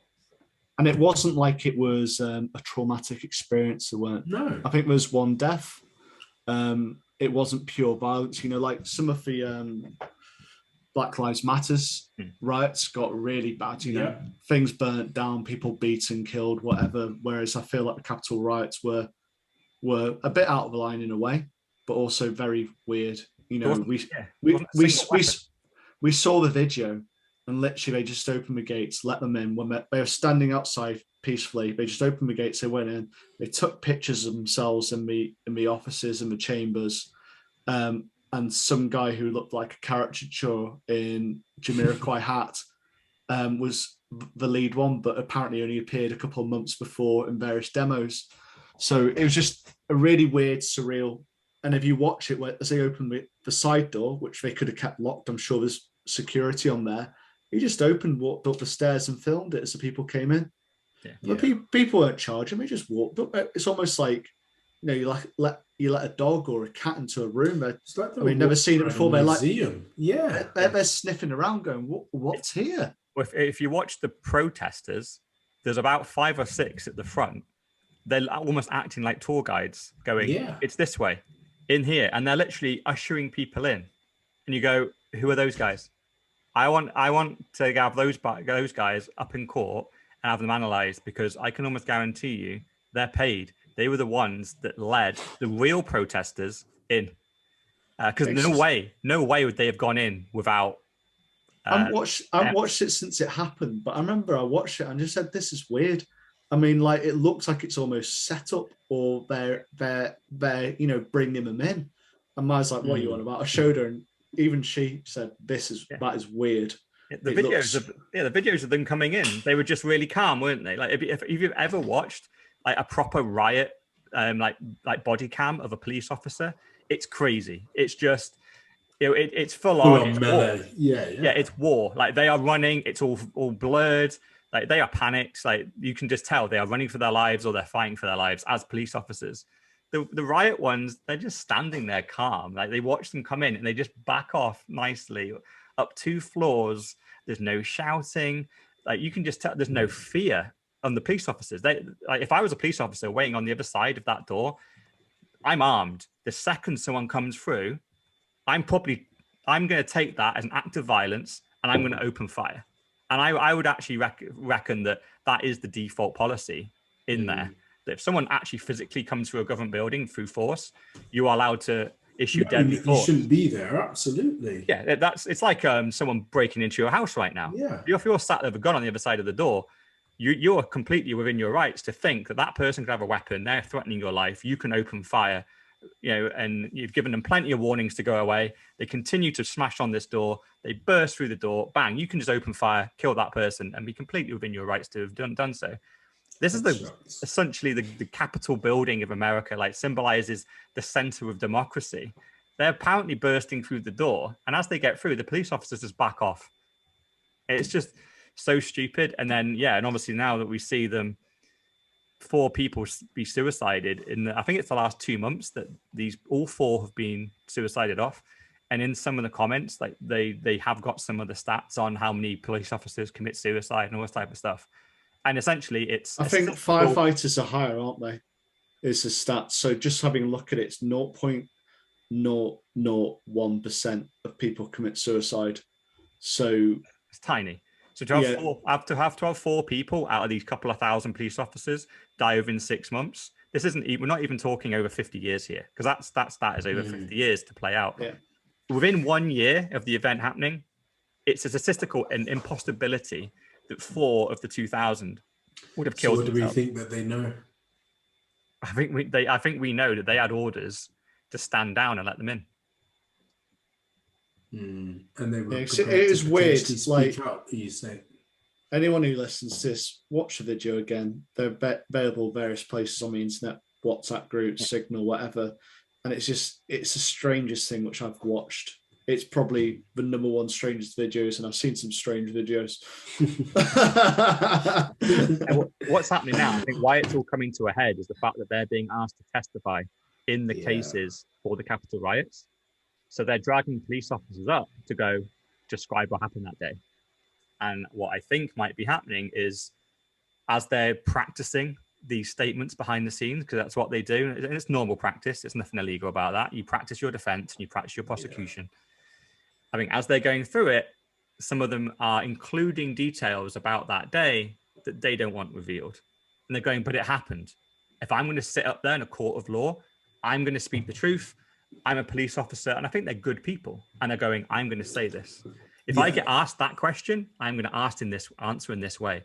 And they're going, we recommend just leave that bit out, skip that bit and go to this. And they're going, no, I'm going to say it this way because it's what happened. It's the truth. I was told to move from here and go upstairs and stay there for 45 minutes until I was then told to come down. That is what happened. I don't know why I was told to move from the door for 45 minutes, but I was. So that is how I will answer the question. And I think those people that have held their Jimmy ground, over here is not playing ball. We're going to have to take him out, bat. yeah. Fill him full of lead. And yeah, it's super sad because because what I think, like those 4 police officers that I think have been killed and murdered by the US government, they're heroes. They're the kind of guys that genuinely we should like respect, because nearly definitely they were murdered for probably wanting to tell the truth. And they've left families behind. And ultimately, because I saw a couple of police officers that went viral on Twitter that did testify, they've been made into national heroes. There was 4 of them, and they were all different races as well. There's like a Mexican, a black, a Chinese, a white. It was like was a transsexual as well. Weirdly, they were all men. Actually, now thinking about it, they definitely missed the thing there. They should have had a woman in there, maybe even a tranny. But they were all 4 different races, and they were going on and they were crying. No one was representing the LGBTQ and any other letter of the alphabet that I've missed out. I reckon all 4 of them probably fancied a bit of bum time occasionally.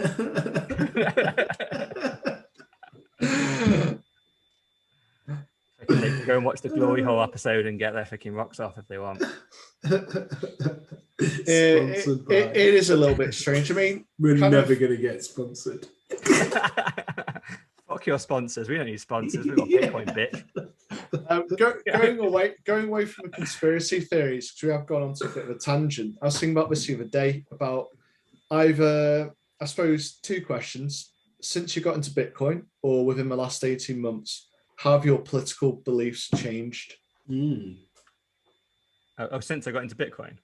Yeah. Did your political beliefs change during your time in Bitcoin, or really over the last 18 months? Because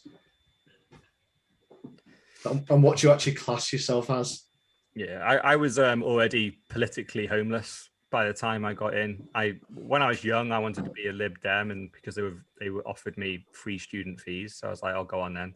I realized I was a moron, and I think I flitted between Labour and Conservative for like 2 cycles.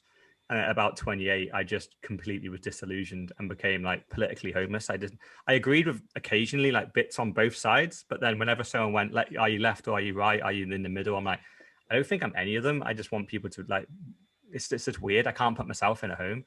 So I went through the phase of going, I want to get into politics to change it. So I started digging into that. And then I realized, oh no, the entire system is corrupt from top to bottom. And I've noticed people try and go in and change it. And you'll never make it unless you agree to play the game. They won't elevate you up. So you're just never going to get anywhere. So you go, oh, right, the best way to beat a game that you can't win is just not to play. So I was politically homeless. And then, once I found Bitcoin, that was like the click that really made me realize how corrupt they were and how they were doing it. I probably didn't know how they were doing it before. And then I realized, oh, they're doing it from the money supply. So, but I was politically homeless before, and I'm politically homeless now. Yeah, because I don't know. I think people would like look at some of your views and say you're right wing, but I don't think right wing really fits it. So I just typed it in there. I'm like right wing liberal, so I fucking categorize that, bitch.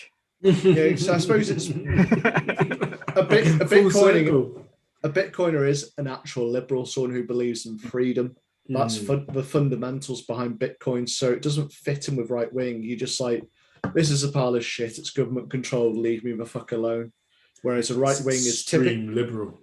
Yeah, whereas right wing is typically authority, hierarchy, order, duty, tradition, reaction, nationalism, and left wing may say, this has obviously been edited by someone who's left wing: freedom, equality, fraternity, rights, progress, reform, and internationalism.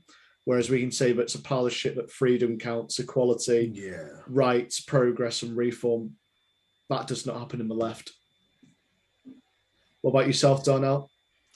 Well, I hadn't ever come across the term politically homeless before, but I'm actually going to, piggyback off it because I'm not really, political in any form, in any shape or form.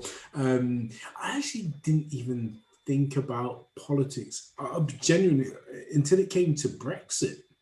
And then Brexit really captured my attention. And it captured my attention for the reason that people voted leave who I thought would have voted stay, because some of those same issues that they were trying to vote leave for, as in immigrants are coming in and taking our jobs, I was just like, hold on, we were once immigrants. Like family members were like saying, like, oh, there's so many people like that are coming from outside of the UK. And I was just like, hello, like, surely you don't want to be saying that. Like, why would you even class that in your mind? Like, why would it even come across your mind, like, saying that? And so I was just like, okay. So I didn't really let it bother me too much, but I'm just really not first. Me, my nickname is Money Walker, so I'm all about the money more. So perhaps again, I may be classed as more right wing, but no, it's not for me personally. Yeah, I think Bitcoin over the last 18 months, I can't work out what really, because I was homeless before. I voted all three parties for various different reasons, but last 18 months is pretty much just leave me the fuck alone. Yeah. I want freedom. Get on. I want to be able to get on, spend time with my friends and family, and not be disrupted. I don't want to be taxed to fuck as well. Yeah. Well, that's another thing as well. As long, I guess the jobs that we do, you probably lend yourself more to the right in terms of you don't want to be taxed and therefore kind of impeded based on the fact that you've advanced your career in your life a little bit more. But at the same time, you just want to be left alone. And if that means I have to vote for the other side, then so be it. It's also the gradual realization that, you want everyone to have a chance. So you always talk about, benefits and making sure that no one's left hungry. But I suppose it's a realization, are we actually in a system which is, through inflation, through all these policies, enabling? Exactly. Whilst there's not a single politician standing up there saying, I will stop the money printer, then I can't vote for anyone. Yeah, because are we enabling, this kind of situation to happen by all the policies being in? Are we making people poor because we haven't got an actual structure, we haven't got proper money, and we're giving away ultimately worthless monopoly money in order to support people and not allowing them to actually create their own living as such, and also disincentivizing them from going down certain paths which could be very good for them, like plumber, carpenter, as we talked earlier. Yeah. And actually make them feel special about what they do. Yeah. Let's move on to one of my tweets. Oh God, what we tweeted now. I love talking about it. Oh dear. The clock thickens. So this is obviously a government one as well. This is purely informational, right? I won't even go into conspiracy theory land. Or what I managed to discover, I found a little screenshot shared by someone, went and looked it up myself. There's obviously the UK government are very transparent, weirdly, with all their contracts. And there's a new contract just been listed. It's a 3-year contract. It's for £3 billion, and it's for anti-clot medication, which is 5 times how much we usually spend. And they've issued it £3 billion, so that's 3,000 million. It's just an insane amount of money. I'm sure it only costs them actual 3 million. So I think the cost, if that's a typical NHS, like we talk about, oh yeah, it's fairness and competence. It's a backhander. They've taken the money out of the system. It comes directly off the money printer, isn't it? It's not a coincidence that all these people have shares in the pharmaceuticals. But why do you think they need this much anti-clot medication? Do I need to answer this, guys? I have no clue. I've got no idea. I don't know. What have they rolled out like 100 million of this year so far? a vaccine. It has a strong. One of the key side effects of this vaccine seem to be blood clots. So maybe they're expecting a lot of blood clots and heart attack people coming in over the next 3 years, and they need to get the medication up. Maybe they've just predicted that for some other reason, blood clots are going to be a big thing for the next 3 years. Maybe it's just one big coincidence. I really hope you're not right. It's funny how they're planning it. It's not just planned. This is like a live tender. Like this tender will be paid. Basically, they're planning it, but there's actually no evidence that follow-up vaccinations have any benefit so far. So we can put that because there's no benefit. So the 3-year contract seems really weird. Yeah, well, it doesn't, because the fact that they plan on doing these blood clot the vaccines, so these side effects and potential problems that people are going to have. I think what they're expecting is they're going to come out long term. They're going to come out over a 3-year period. Yeah. So for the young and healthy, for example, this is the thing. Like my mum suffers, and really my mum and dad suffer from this. So I might actually end up suffering as well. Yeah, where you basically have like sticky blood, and if you get a vaccination and stuff, what it can essentially do, it just starts off the process. So your blood gets a little bit sticky, and then like little bit like lumps will start going around in your arteries, and it can take years for them to kind of build up, and then bang, you have a blood clot and you have a heart attack. So it can take years to play out. The blood. Yeah, so this will thin the blood. Yeah. So that's how you stop a blood clot. You inject this stuff, it thins your blood, it flushes you out, and you're good to go again. But yeah, why would they? Why is there going to be a 5 times increase in blood clots over the next 3 years? Because that's what this contract suggests is what they're expecting. I think if you're looking at it from the other side, the argument is, well, the vaccine's worth it to reduce the risk of COVID. And the impact on the NHS. The question I would say is, ask that same person that has that argument, did you know there's going to be a 5 times increase in you getting blood clots, which are arguably much higher chance of death than COVID ever was?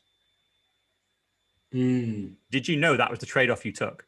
Did they tell you that on the way in? If they didn't, then they fucking lied to you, because 3 billion doesn't just come out of their fucking arsehole. This has been planned. They knew this before. They knew it before and they didn't tell you. And even now, are they telling you now? Why are they planning for something? Listening to the 4Bs podcast. This is episode 16. This is information. This is the thing. Like, so never look, Mr. All In, Dr. 10% are telling you now. We're telling you. I think we need to try and change our subjects a little bit to try and reduce the amount of tin hat subjects. Well, then the next couple are all Bitcoin related, so it's all good. Do you want to go on? I don't know how much you know about Hack of the Week, actually, which are over at Hodl Hodl. I don't. I had a look, and so I was trying to understand what Hodl Hodl was from the explanation, because it's surrounding mystery. So Hodl Hodl is a platform for lending. Is that correct? Yeah. So it's what do they call it in crypto? Because there's a name for it, isn't there? A DEX. Decentralized exchange. Yeah. So they called it Hodl Hodl. So Hodl Hodl is hold on for dear life. It doesn't mean that. It doesn't mean that. No, I mean hodl. That's just a misspelling of hold. I thought it was meant to be hold on for dear life. No, that's what the BBC told you, and they're fucking liars. Okay, so we've either got that or we got hold. so whatever. It But was a misspelling that just stuck back in the day. Either way, they're the same meaning. So how can you call it hold when you're risking your money for some marginal gains of 6 or 7%? So I think we covered this in one of the really early pods, which was, if you haven't got your Bitcoin, it's not yours. Why on earth would you put it into the hand of someone else? So I know that people are saying, oh, it's shit, it's a hack, blah, blah, blah. But why the fuck were you risking it for 6%? Well, one of the good things about Hodl Hodl was you owned your own keys as well. So, but once it's obviously in a contract and you're lending it, then there's a certain amount of you're kind of tied into the contract. But you had your own keys, so they had to ask you to do something. And this whole thing is they emailed all their customers. Well, actually, not all of them, a subset of their customers, and told them liquidate your contracts now, and whatever you're lending or loaning, whichever way around it is, liquidate it. Just expire the contract, wait a couple of hours. We'll tell you when you can put it back in. And don't worry, we will refund the fees both ways, but we just need you to liquidate the contract. So obviously, rightly so, people just lost their mind over this, going, what the hell is going on? Like, if you've been hacked, like the initial thought was they've been hacked and compromised, and now the communication channels, like their email and their Twitter. Correct, yeah. It was That's the first thing that's gone through my mind. Yeah, and someone is lying, but then people that had big podcasts, and like Stephen Livera, he's sponsored by Hodl Hodl, and he contacted the CEO and went, what's up? And he went, no, we're in complete control of our communication channels. This is what we're doing. And they still haven't really explained it. They said there's some type of security bug or something in their software that they just needed everyone to cancel it out, patch it, and then start it again. But the whole thing was communicated extremely poorly. People were terrified, going, what the hell is going on? So people haven't lost their money yet? No, weirdly, Okay. What seems to have happened, no one lost any money. It seems to be all fine, just very, very weird. And probably another thing to go, like you were pretty much saying there, Ross, like, don't bother trying this shit. Yeah. Like, it's just too risky. And even these guys, where you have your own keys, there's still a way where your keys are tied up in this contract. So yeah, you have them. They can't lose the coins, but they can force you to liquidate the contract. And because what they said is you have 2 hours to liquidate your contract, or we will do it for you. So that implies that it was your keys, but you didn't have control of your coins really, because they have access. Otherwise, you couldn't be liquidated by them. So just don't do this shit. It's just too dangerous. That's the thing, exactly. It just always worries me that you're going to do something outside of my control anyway. Yeah. Because we look at like the increases in Bitcoin, it's still going to be sizable. Like we've got different targets. We've got adoption into currencies. We've got the replacement as a store of value for gold. We've got general investments. And it's just, to do silly shit like this when there's so much around the corner, it just baffles the mind. Yeah. This is the stuff that you sign up for in 100 years' time. When you want your 8%, when Bitcoin is 10 million a coin and it's just going up by 2% a year, you go, you know what? I want a bit more than the 2%. Exactly. I want my 6%. And I will, and guess what? This company, Hodl Hodl, has been around for 100 years now. So yes. I will put 10% of my wealth. The average Bitcoiner won't get to this point until way down the line. And when things are a lot more stable, those that are willing to take the risk, they're all in, pun intended, and like happy to go with the wild, wild west. And I think later on down the line, these types of stories will be shoved under the carpet and not necessarily told. And therefore, the risk won't be apparent to most people. And it'll just be the norm. So things like this, in terms of making your 5, 6, 7, 8%, will just be the norm to people. And they won't know of, oh yeah, we had a breach, or we didn't have a breach, or we had some form of breach that looked like a breach, and they'll just carry on. I think if you're looking at lending, though, look at things like Lending Circle, whatever. There's always a risk you can lose your money. The person can Funding Circle. Yeah, you're absolutely the person right. can default. So I think it's so risky. And like Gaz is saying, oh yeah, you can go into lending if you want, but I'm also a bit like, do you really want to? Even if it was 10 million a coin, I'd probably just leverage. If it was 10 million a coin, I'd leverage it to buy property. That's literally what I would do. I would not. People are too offensive. All it really will be like because in reality, when you put your money, if you go back 80 years, like you put your money into the bank, they lend it out behind the scenes and you get your 5%. That's how people used to save, and saving used to work because we weren't off the gold standard too far. So people used to actually be able to put £1,000 in a bank account. Because I even back in the day, it used to be the done thing. You'd save up £1,000, put it in a kid's bank account when he was born, let him have it when he was 18, and he would have like 20, 30 grand because those 5% really compounded. And that was the whole thing of compound interest. Like fucking hell, remember that compounding interest? I remember studying that, and then interest went to zero. Like, good luck compounding interest at 0%. It's not. That will happen. Isn't it like 0.2 or something like that?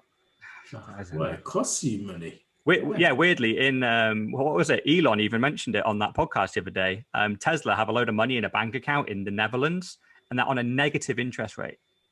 So they're getting charged to hold their money there. It's the opposite. So obviously they have inflation, and they're also the actual physical amount of money. Like say it's 10 million, it's going down.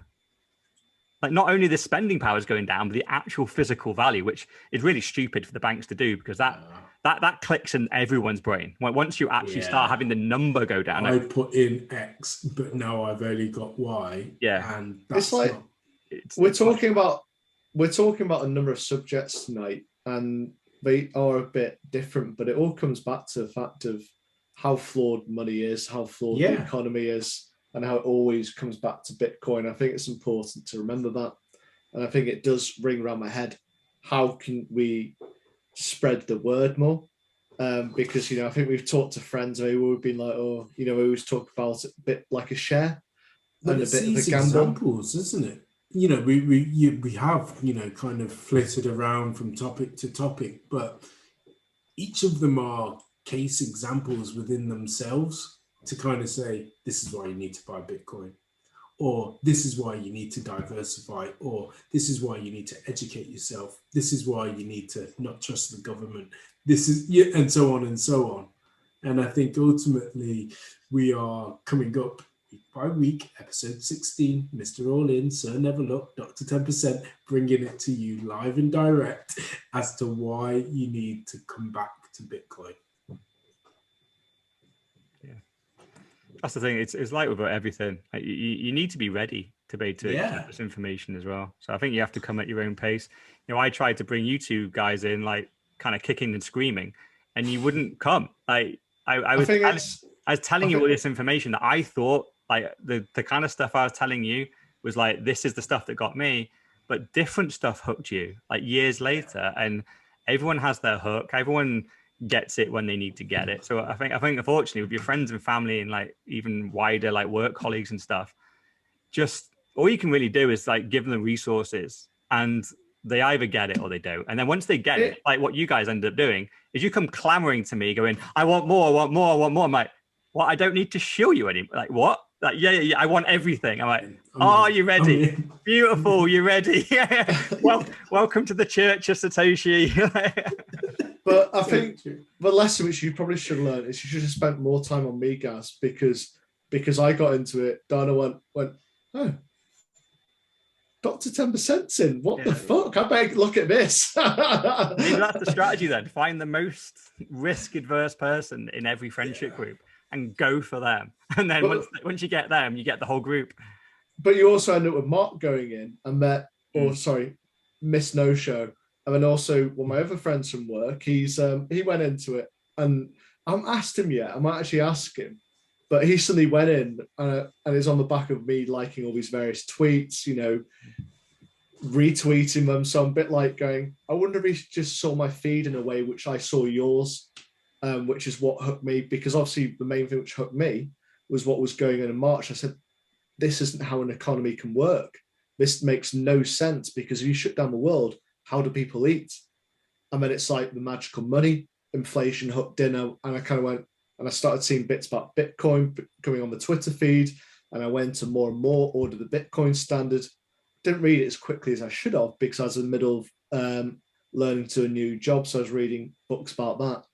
But, it got me there eventually. And I'll probably look back and it won't be too big a thing, but I delayed it by 4 months. But it is kind of that hook and it's understanding. And I think a lot of people, like we talk about inflation, we hear about it in the news, but I think a lot of people don't really understand inflation and the evils around it. Because it's lies. The news lies to you what inflation is and how it occurs. They say it's good. It stimulates the economy. And why would you ever dig into something that they say is harmless?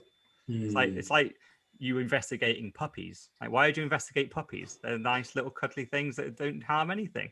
That's how they pitch inflation. So why would you ever look into it? It's just one of those natural things that occur. Don't worry about it. Just carry on with your daily life, and it's all touchy Grandpa Biden says that it's fine. It'll go back to normal. It's like the weather. Sometimes it rains. Sometimes it's sunny. Sometimes you have inflation. Sometimes we don't. It's just the way of the world. And so why would you investigate that? And it annoyed me for many years, but I didn't read into it. And I think that's probably a mistake. So if I'd read into it, it's possibly what led me to Bitcoin earlier, but, it is what it is. Well, for me, it was more around, it's, not a malicious jealousy. It's a gratitude jealousy of you coming out of work, Mr. Orlin, and in kind of seeing like, hold on, he's done this and that's it. He's out. Like, and okay, I need to know more. And he gets to spend all his day on Twitter and OnlyFans. Exactly. I need me more of that. So what do I need to know and learn? But then equally, it's like, okay, don't trust, verify. So yeah, great, he's done that. But why has he done that? How has he done that? And then from those steps, kind of piecing it all together myself. And, I'm always happy to talk about, property as well as Bitcoin. And I kind of diversify in that way because I kind of like the profits. I like the physical thing. But my next thing will be more Bitcoin, more Bitcoin, more Bitcoin. And I'm going in all Bitcoin until the next halving 2024. You heard it. And that is it. I'm just going. And again, really? It's from and it's from the book as well. Bitcoin Hard Money That You Can't Fuck With. See, I suppose one of the things is obviously going down the rabbit hole and finding the Bitcoin standard. It wasn't so much that it taught me new things, it just kind of strung everything together and I went, oh shit, I never put all this together. And when he put it together for me, I was just like, yeah, I understand this.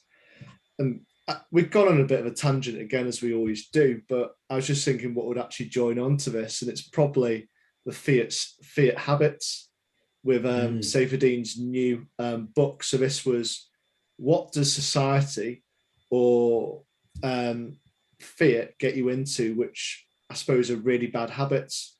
So we talk about the classic and Miss No showing his Starbucks.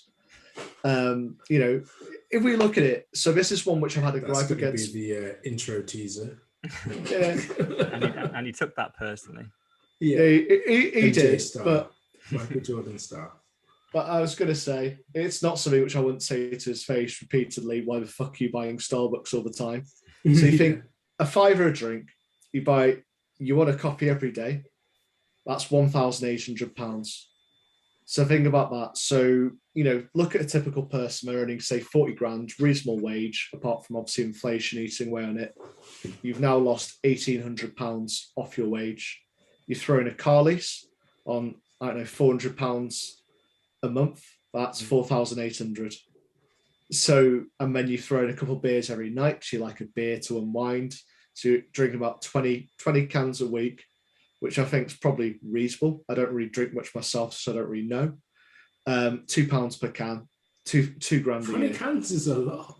I don't know. I'm throwing the figures. I don't really fucking drink. I'd be more worried about the calories there than the pounds, to be fair. Yeah, You're going to have one hell of a beer belly after 5 years of that. Absolutely. But okay, Well, but it's a standard for the Western world. Is as you get older, you get fatter, inactivity, drinking, and really bad diet. So it probably is actually quite accurate. If we said 10 beers, 10 beers a week, that's £2,000 a year. I mean, sorry, £1,000 a year plus a mobile phone, around about £40 a month, £500 a year. You throw in takeaways, or you like to spoil yourself a couple of times a week because you've had a hard day. That's roughly about 800 quid a year. So you add all this up together, and we've got around about 10 grand from just those items. And if you're earning 40 grand, you're actually earning, I'll put the figure down somewhere, 29 a year in your pocket minus the tax. So take away that 10, you're down to 19. You go, oh, I've got a mortgage, say roughly 8 grand. So you take away that. You've got food, you've got eating out a little bit, you've got various bills, gas, electricity, council tax, a few grand a year. And then you close, you want to go on a holiday, and literally that's it, your salary is gone. And I think this is where the topic was. It was something which I thought about, and I think I spoke to Darnell about it. I said it could be a good topic. And I think it's just one of those things to highlight of it's almost what is acceptable. So like all these subscriptions, all these various habits which we form because it's seen as a norm, but it just eats away at all your money, which could be looking at your retirement. So like, if you put that money into stocks or whatever from your habits, then, potentially it enable your retirement earlier. It could also enable you to invest in things like Bitcoin or even property if you did manage to save enough. And it is looking at that view. And I think quite a lot of people don't begin to look at that. Yeah. But me being tight, I fucking hate subscriptions and I hate paying for things like tea. I'll buy a big box of Yorkshire tea, so I'm not going to go and buy it wherever. I can make it at home. I'm not really into coffee myself, and I've never leased a car. Yeah. I think it's just all about incentives, right? Because I think if you look back in the day when people used to save properly, you get rewarded for saving. So I remember talking to my grandparents, like they were just inherent savers. And then they naturally actually progressed into investing through saving because the interest rates you got on your bank account was actually meaningful. Like I said, compound interest. They used to really encourage we put so much money aside and they used to pass it down to us and all that stuff. But that was in the beginning of coming off the gold standard and the banks hadn't taken all that away from us yet. Now, in this generation, we don't get any interest in our bank accounts. We're incentivized to leverage ourselves up with debt. So people's mortgages are like 80% of their wages or something crazy. So, of course, the leftover money that people have, because people are inherently miserable, they can't see a way out. They're going to be working till they're 65. So, unfortunately, I literally do this on a day-to-day as well. If I eat badly that day, I will almost definitely not exercise as well. I almost double down on the bad thing. Whereas if I eat well, then I'm more likely to then work out. It's a very weird human trait, I think. Yeah. So when you flip that into money and you go, your situation is just fucking hopeless. Yeah, you have a huge mortgage. Your job sucks. There's little opportunity to really progress out of the kind of wage where you are, because most people do work in dead end jobs where if you raise with inflation, then you're lucky. The bit of leftover money, yeah, of course, they should save that, invest it, try and build a business. But you know what? They're depressed. They're down. They feel like they've had, this is my equivalent of how I eating a couple of donuts in a day every day for them monetary wise. So what do they do with a little bit of leftover cash? Set it on fire. They go and buy a Starbucks. They go and sign up for an expensive iPhone contract and take another 60 quid a month off themselves. They go and buy something. Sign up to the gym, which I never use. Yeah, they'll buy some shit on Amazon because they're advertising it. They'll go and buy a movie on Amazon. So bad financial habits are almost like a virus. Like they'll just spread across you. Whereas the foundation of every single person's financial kind of being and to be a responsible person with your money should be saving. But the last 30 years, they stole that from us. Saving is now pointless. You have to skip that step and jump into investing. And that's too much for most people. We discussed this on the last one. We're barely qualified to be investing the way we are but we've just had to force ourselves into it on top of a day job. You're now expecting people that work all the hours. They've come out of the education system, which we talked about earlier, by the way, and they got told they were stupid. And now the top of the office people are the stockbrokers and the people that run Wall Street. You're going to go compete against them and think you can make money with your 50 quid? No, you've been told you're a loser and you're a failure and you're stupid. They're the elite. They're the kids that all got A's. So what's the point? What's the point in joining their poker game? You're just going to lose your 50 quid. So instead, you go down the bookies and put 50 quid on Mooney to score first. Fuck it. And it is a vicious cycle. Kind of getting into it. It does have this point about flawed fiat. Get out, fight, fix the money, fix the people as well. Would you end up with people who are more motivated? They could actually see the light. They know what they got to aim for to retire on what kind of lifestyle. And that is the dream. Yeah. You would. Or literally, if all Bitcoin will do is enable people to save again. Once we hit a Bitcoin standard, people can save, and governments can't print. That's literally probably the two things. And once you fix those two things, you've literally fixed government. They have to be responsible now, and people suddenly have an incentive to save and start being responsible over generation after generation. Literally, everything is fixed after that. See, governments would just try and tax the fuck out of you. That's a problem. Yeah, they would. Yeah. I also to be like, oh, we're gonna have to tax you 80% now. But they can only go so high, though, can't they? They can probably go to like North Korea level, and then it's just misery, and people like start dying and leaving. So yeah, the governments can still fuck it up, but they can't lock the whole country down for 18 months like this, because the world, like the country, just implodes. And you can't the money printer. And you can't go to war. It stops the stupid wars like World War I. It stops the lockdowns for 18 months because we can't theoretically afford it. But then again, I think some people think that it's given them a meaning, so they appreciate the lockdown. Yeah. I also noted in the group as well is being aware of the signs that are out there. So the observational signs that we see that kind of can prepare us to act better and kind of maybe even get a head start on things that are going to happen. So one of the things I've seen is there's a lot more buy now, pay later things that are out there. So we just saw that, Jack Dorsey has bought a buy now, pay later company. Apple are also looking into buy now, pay later. With the Jack Dorsey one, though, it's quite comical because he's bought them with shares, so he has bought them now, paid later. Yeah, exactly. I even think I saw something where McDonald's were prepared to do a buy now, pay later. I mean, who needs to do a buy now, pay later on a Happy Meal? But that kind of made me think. That's just getting a massive cycle of debt, then, isn't it? It's not even just exactly. Because we've got car leases, you've got monthly commitments, but now it's like, oh, you can't afford this month.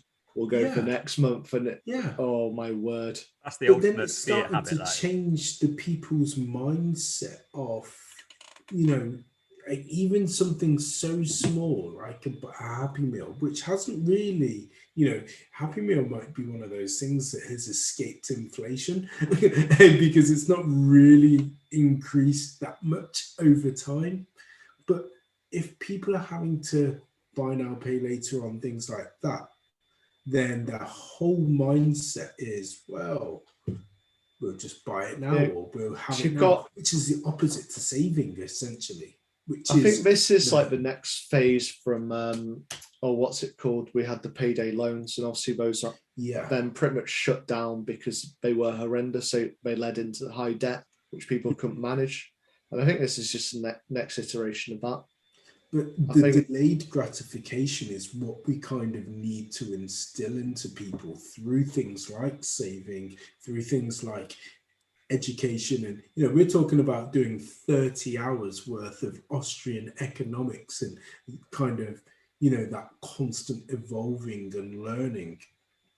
Brilliant, but 30 hours some people aren't even working 30 hours a week, and then they're doing part-time. And even we joke about Gaz and his Bitcoin Twitter and OnlyFans, but he still has to find 30 hours in his week to still set aside to do that. I can do anything else. Yeah, but I want to learn. exactly. I want to learn. Exactly. Yeah, you could be smashing the Xbox all day. Yeah, exactly. And this is the thing. When anyone says like they haven't got time for stuff, it's Correct. a lie. It's a complete Yes. lie. Essentially, what you're doing is not prioritizing it, because no one stole those hours next week from you. That's what I mean. And some things are baked in. So I understand like certain people have more free time than others and all that kind of stuff. But ultimately, just be honest with yourself and go, I'm prioritizing this instead. And that's a very different mentality now, because you're now taking accountability for not learning about Austrian economics, as opposed to going, I'm a victim of life and I can't do it. No, you chose to do these things instead. And the thing is, like, over these 30 hours, and the great thing about this kind of course on here, there's no time limit on when you need to do it. You can do 1 hour a month, 15 minutes, like every week. That's all you need to do. So finish it over a year. Like, I'll look to maybe finish this over a couple of weeks or something. Someone else can take a year. Just go at your own pace. Like, stop coming up with excuses as to why you can't do something. Just freaking put a plan in place, whatever fits with your schedule. And if you can't be bothered doing it, be honest with yourself and say you're not prioritizing it, and you can't be asked, and you don't think it's important. And then at least you're being honest. Just be honest with yourself, at least. But I think it's that mindset. You're talking about not being asked, but I think it's a value of what you actually do.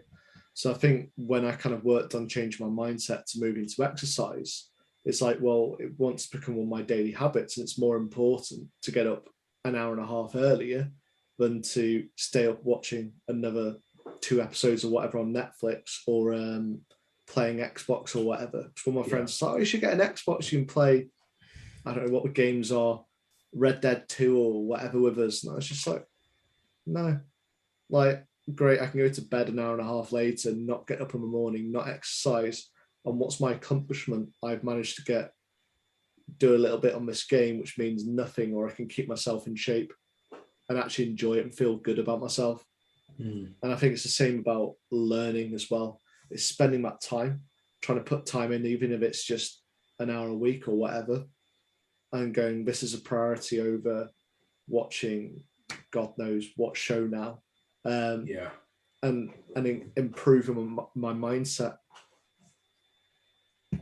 Yeah, massively. It's interesting you say that, because I kind of it was about 5 years ago, I noted down 5 things that truly make me happy, and like, I did it as a daily exercise for 30 days. And so some days I kind of said other things, and then I went back over them all again and kind of condensed them all to come up with my 5. My 5 were exercise and working out. And obviously that can come across as various different forms. Reading. I actually enjoyed working as well. So working and making money, spending time with the family. And then also the 5th one was actually chilling out and playing the PlayStation and doing that. So I kind of thought, even though it's non-productive, to me, it was kind of like a holiday for the mind. But those 5 things, if I did all of those 5 things, truly made me happy. I do think that you just have to kind of find your thing that makes you happy. But the learning, coming back to Bitcoin, is I really, really enjoy learning about Bitcoin and doing things like that. But all of those things I now prioritize. So I make sure that I'm doing one of those 5 things all the time. Yeah. It's one of those, isn't it? I think you just need to make the choice, because you can either choose to look at financial stuff and try and like become financially free, or if that doesn't interest you, just don't like, don't be happy with your lot. Then be happy to work to 65, because that's what's going your way, and just be comfortable with that, and watch your shit shows and whatever your 5 things are.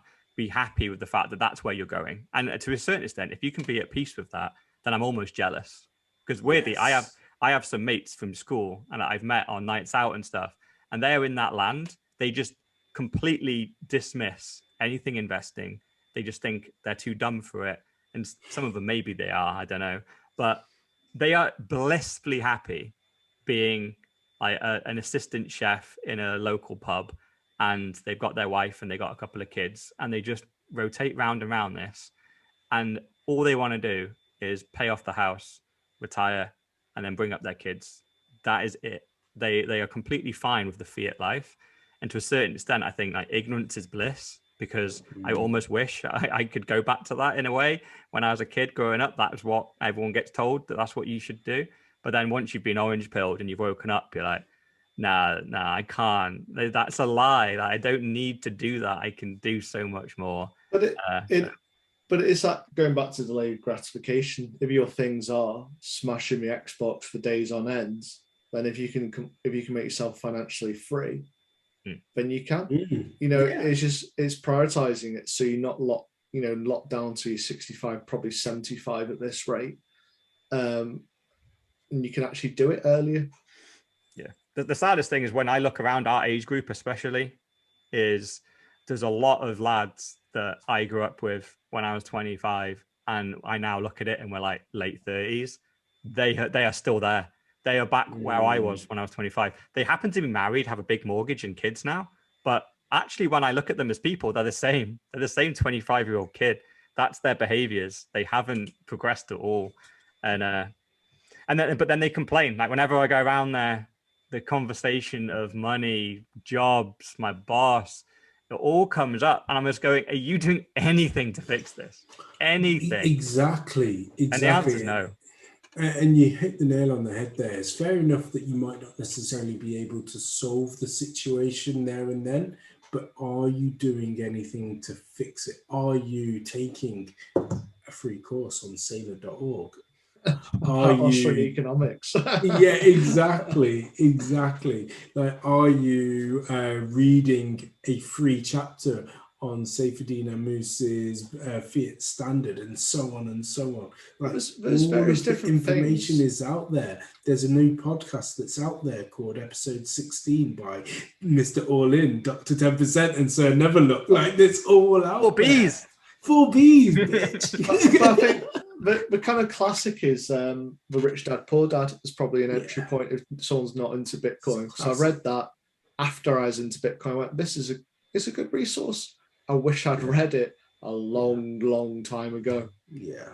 Generally, the biggest problem I have with all these books, though, is you can trick yourself into thinking you're making progress by reading every single one of these books. Once you read Rich Dad Poor Dad, Amazon will recommend another 10 books.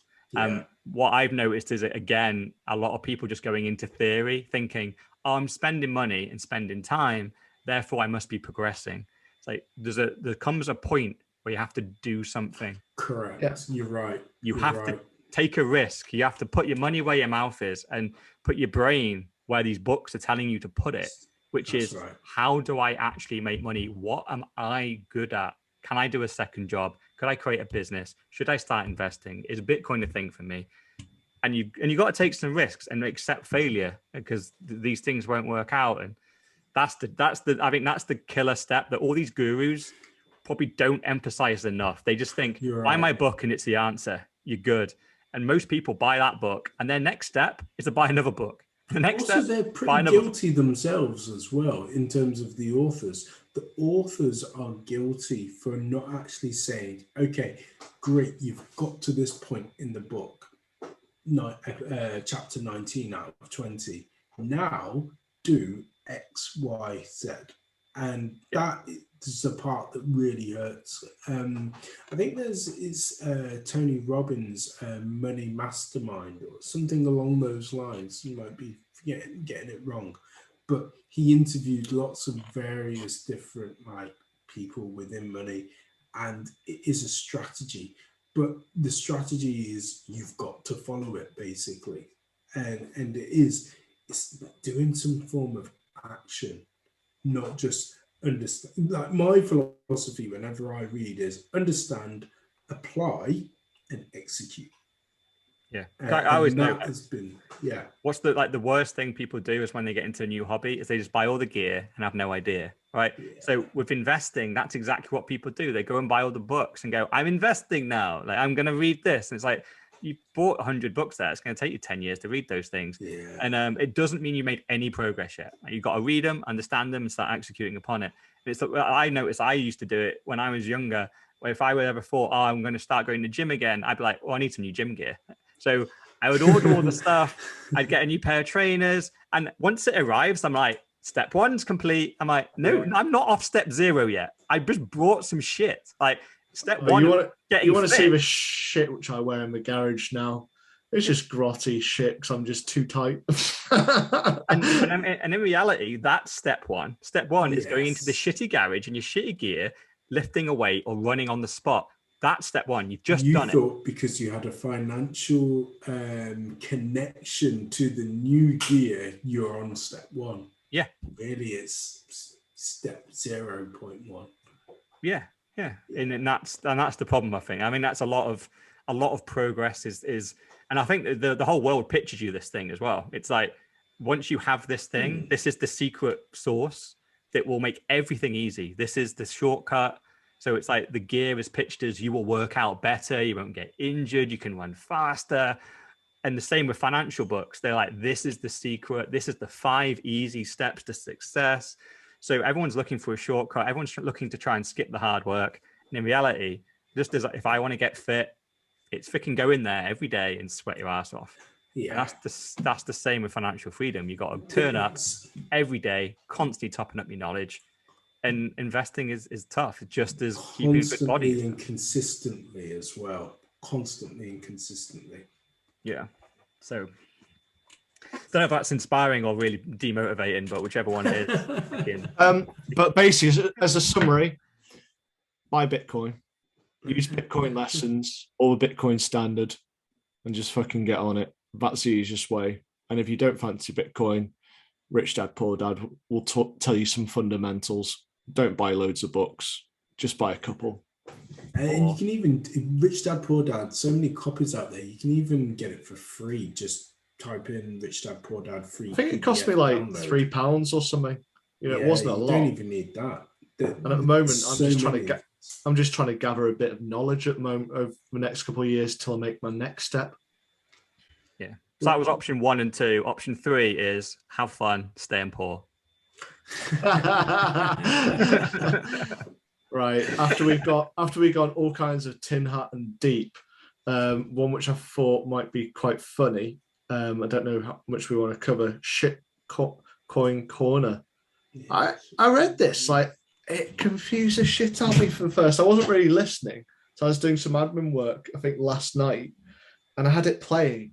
And I was just going, save the kids. I'm like, is this some kind of like Bob Geldof concert?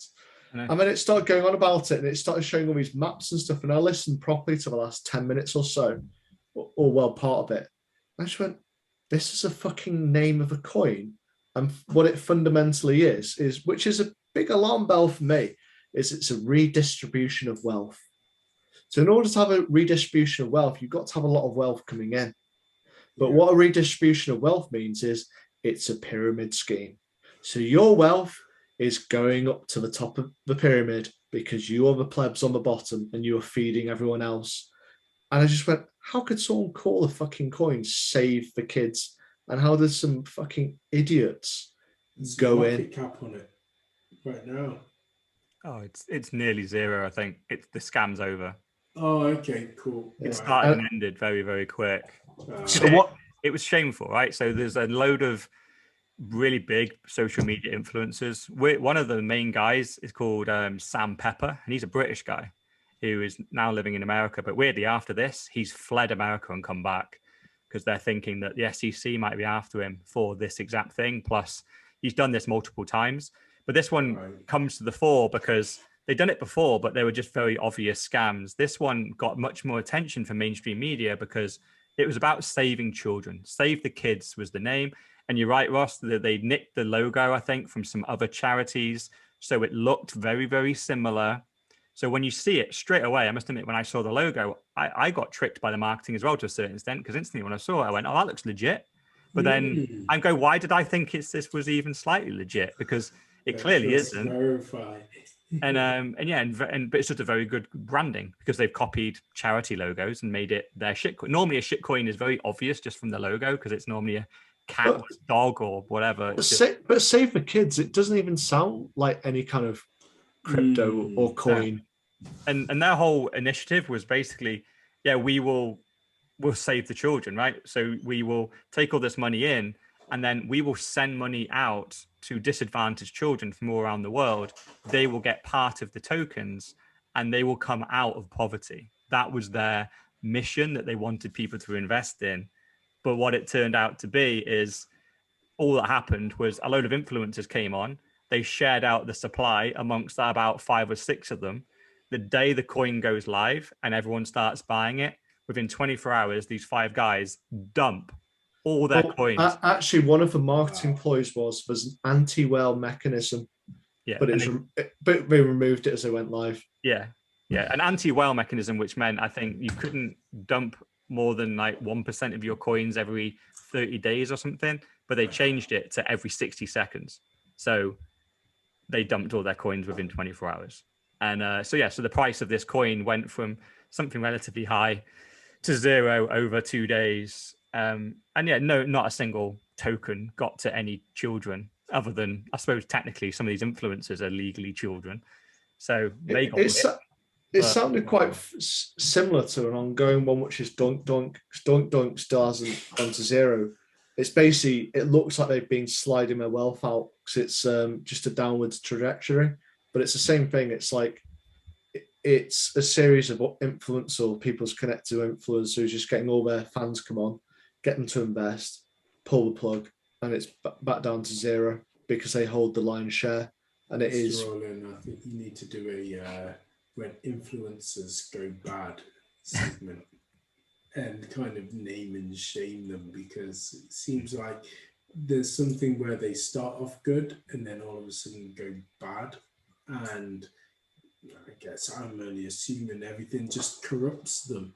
You know, we've seen it with Andreas Antonopoulos as well. You know, we thought that he was good. And I was really hurt by that, because I think he has an amazing skill of being able to take such complex topics and being able to break it down to make it sound and genuinely sound and come across as very easy to understand. And to find out he's a shitcoiner, it really hurt. But you know, there's so many more of them out there, and I guess the greed ultimately consumes them. Yeah, it's incentives at the end of the day, and I think a lot of these influencers, I must admit, like, I've spoken to some of them because I was trying to advertise my app through some TikTok and Instagram type people, and literally what they just name their price, and you either choose to pay it, and they will say whatever you want them to say. You write them the script, and they will say it. So it doesn't surprise me at all that there's so much money in shitcoining that if enough of them get together and they have millions of audience each, that equates to billions of pounds worth of potential capital sat behind there.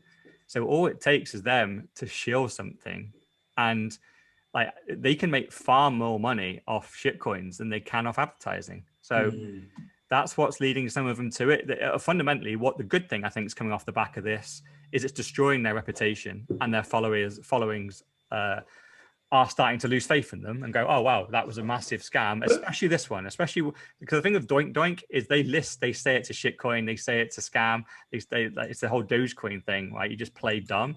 But this is why Save the Kids stands out, is because they actually said this was going to be a charity and go to do some good. And it clearly did no good other than enriching them. So that destroys your reputation. And you can only do this type of scam once, and then you're done. You're done after that. But that's what I don't get. Like, people are really, really prepared to kind of, in a way, not play the long game, but just simply do the, okay, yeah, I'm out. But you've always had con men who've done this. They've done, you know, people who've got this immediate greed for gratification. Like, they'll probably spend their money within the next 30 days. these kind of people. So they're going, bang, pull it out, fuck everyone over, fuck them, and that's it. But like Gaz says, they've got no income stream now because they're influencers. And they're going to have to actually learn how to do a normal job like stack shelves in Tesco's. Yeah. Well, to be fair, they've all got away with millions, so they're going to be good for a while. Oh, is it actually millions? Oh yeah. Like weirdly, the Save the Kids one didn't net them that much money. It's like a couple of $100,000 each or something. But they tracked back on the blockchain because the crazy thing is about Ethereum or the shitcoins, it's one address, and so you can see the shitcoins coming in and out of their Ethereum address. And yeah, you just got to add it up a little bit. And they've made millions off their audiences over the last couple of years, pumping and dumping random shitcoins. So that they're good for quite a while. And what they do, they just come up weirdly, like their audiences are stupid, and I think they have short memories. They come on, they go on their little videos, they cry a little bit, they say someone misled them, they really apologize, they'll never do it again, and it's weird, like because in the day they are scamming kids, right? A lot of these kids have probably got their mum and dad's credit card and went, oh, I need to buy 500 tokens of Save the Kids for $500, Dad, please can I do it? They lost all their money, and they're 13, so by the time they're 15 they've forgotten it wasn't their money. And I don't know, I'd like to think they really suffer the consequences, but this shitcoining is... I thought, isn't this the kind of stuff which you could get prosecuted for? Well, it's weird because shitcoins are like, they're not registered securities. So if you did this in a listed company, then yeah, this is a criminal offense. But because it's not a registered security, these people are giving you the money freely. In the T's and C's of the shitcoin, it says you are buying nothing and has no intrinsic value. This is a donation. So legally, they're kind of clean. And the SEC and various company and like regulations around the world haven't really said either way of what they're going to do about these ICOs and these shitcoins. So a lot of them are coming in and out so fast that they're kind of getting away with it. And a few have been called to account in America, but they've all made so much money, they settled out of court, which again is just fucking corrupt government, right? Because they for one example is EOS got hauled up in front of the SEC for doing an unregistered security. They raised $4 billion. They're fined for doing that and selling an unsecured security inside America. They got fined $25 million. It's nonsensical, totally stupid. Clearly, it's just essentially a bribe to, because the SEC is super small. But if you make $4 billion and your fine is $25 million, like clearly your incentive is to scam, because provided you scam more than the fine, you're still up. Yeah, it needs to be larger, doesn't it? Okay. Yeah, and it needs to be prison time. It needs to be serious. Like you need to take 100% of the money and take away some of their freedom for stealing money from bad faith. Which, yeah, but, I mean, it's got to be a punishment, or you got to like prison food and penis.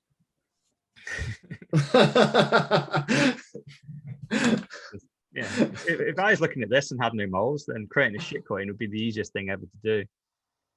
But you have got no morals. We know that, guys. Unfortunately, I do. I would be a lot richer if I didn't have morals. All right. What do we want to move on to? You want to go FUD of the week? FUD of the week. God. Yeah. I read this and I listened to the video on this, and it's just...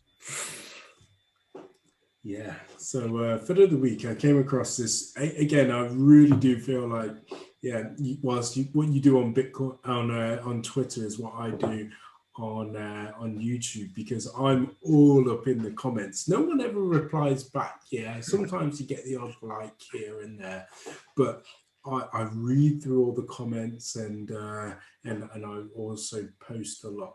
But this was Nassim Taleb's Bitcoin black paper as to why Bitcoin will not work. Or who is he?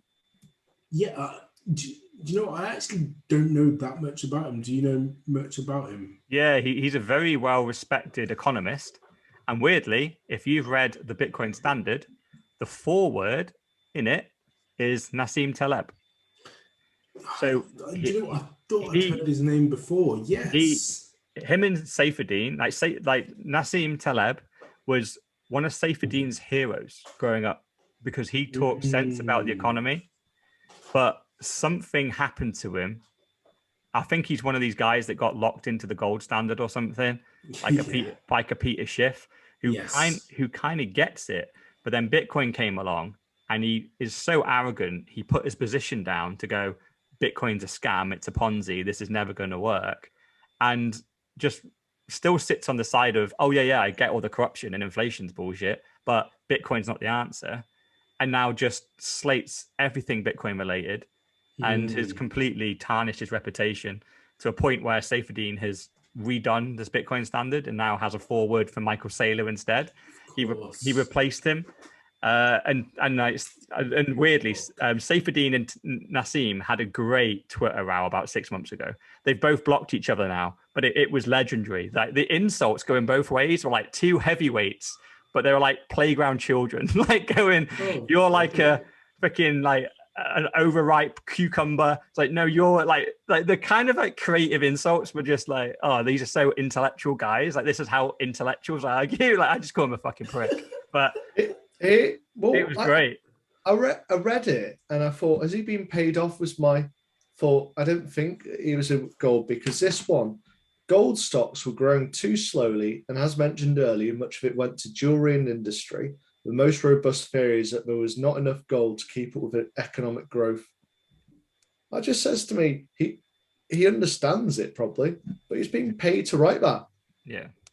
I think he's being paid by a government, most probably the Fed.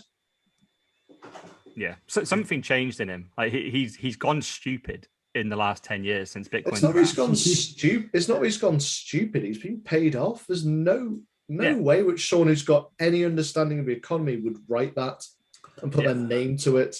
Yeah. Yeah. And definitely. So he's pretending to be stupid because he's being paid. Yeah, so he can go and sit off, touch himself with his pretty gold necklace. But what was I actually the way I came across this was from what Bitcoin taught me, where Lynn Oldham was reviewing the paper, and that again always makes me think, okay, if Lynn has put her time and effort and energy into something, I'm going to sit up and pay attention to it.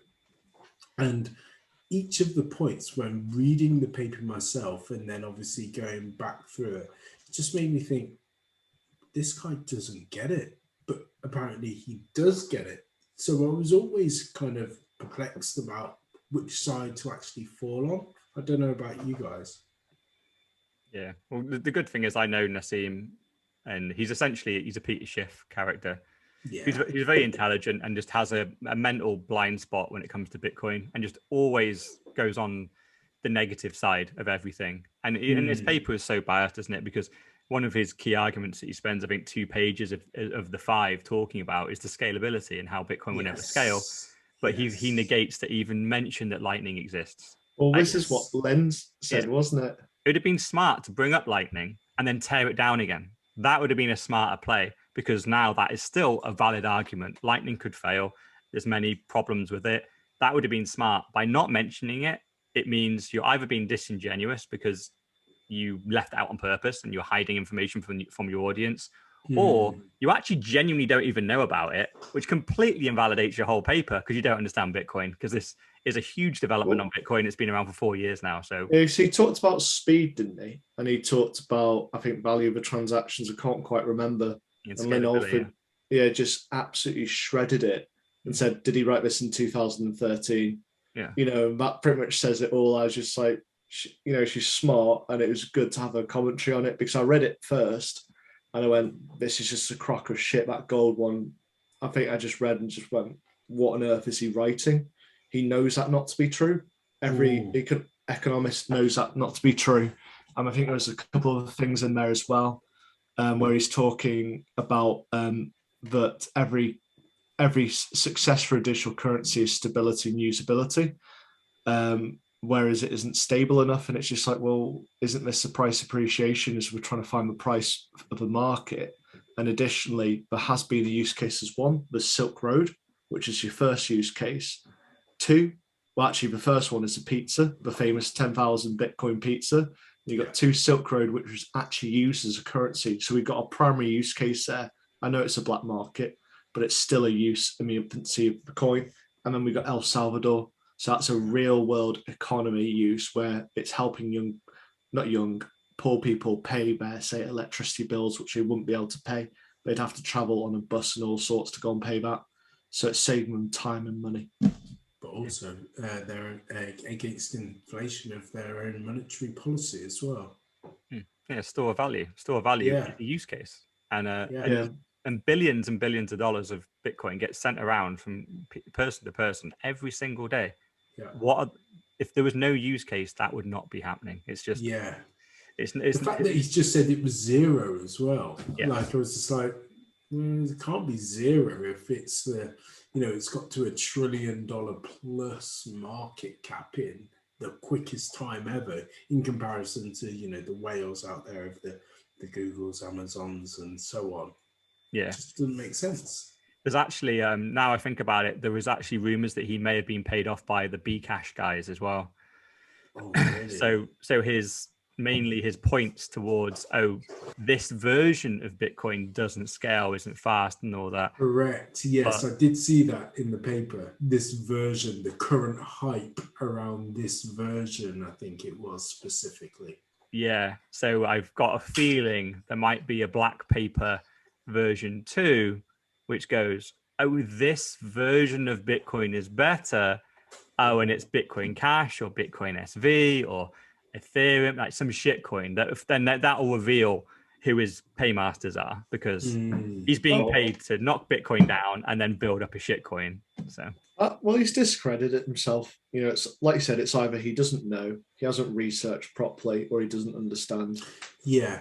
The specific words were, in its current version, in spite of the hype, Bitcoin failed to satisfy the notion of currency without government, which, as we know, doesn't really hit the nail on the head.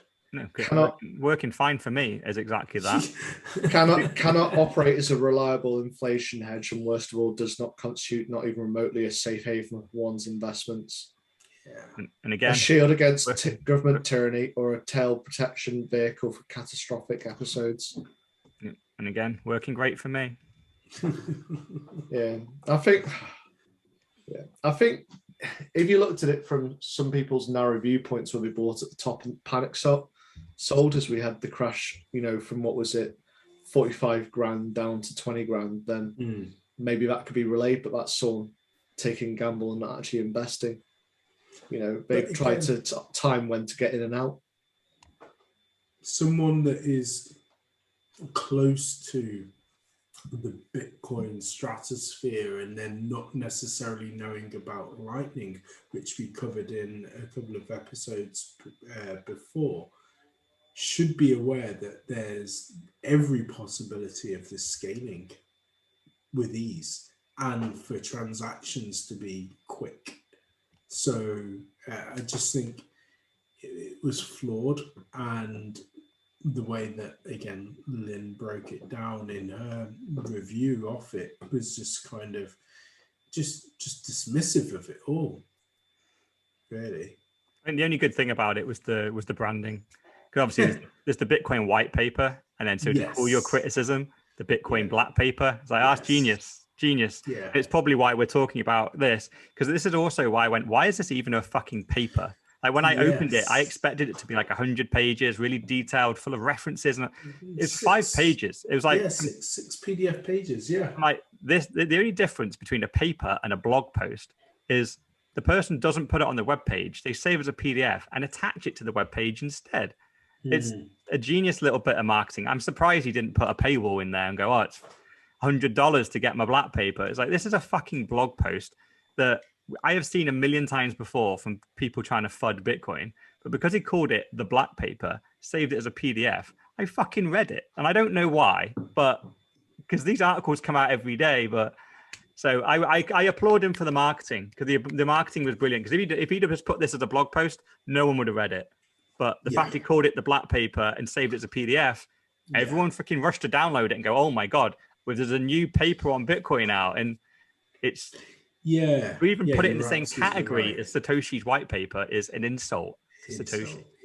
Yeah, you're absolutely right. And people will naturally just read it as well because this is new.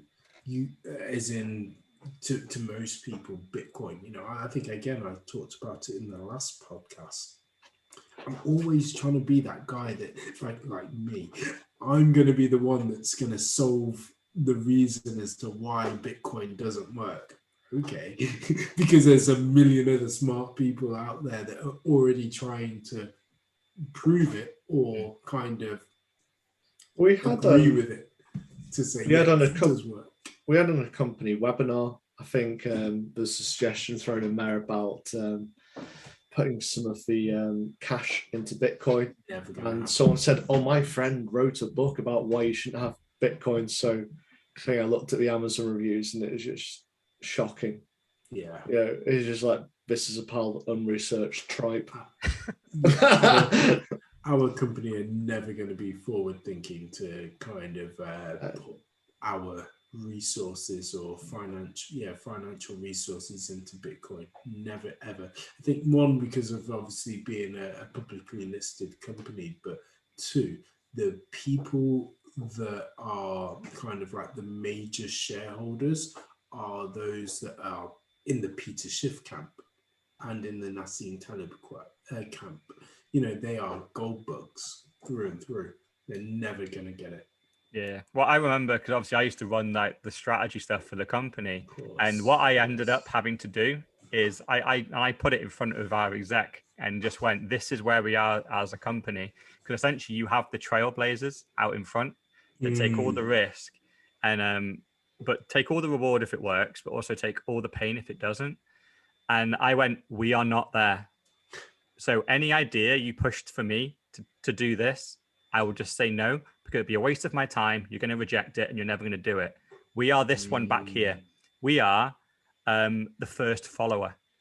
Yes. That is what our company aspires to do. When someone in our sector or someone close has pioneered something and has made it work, we scramble to copy and do it.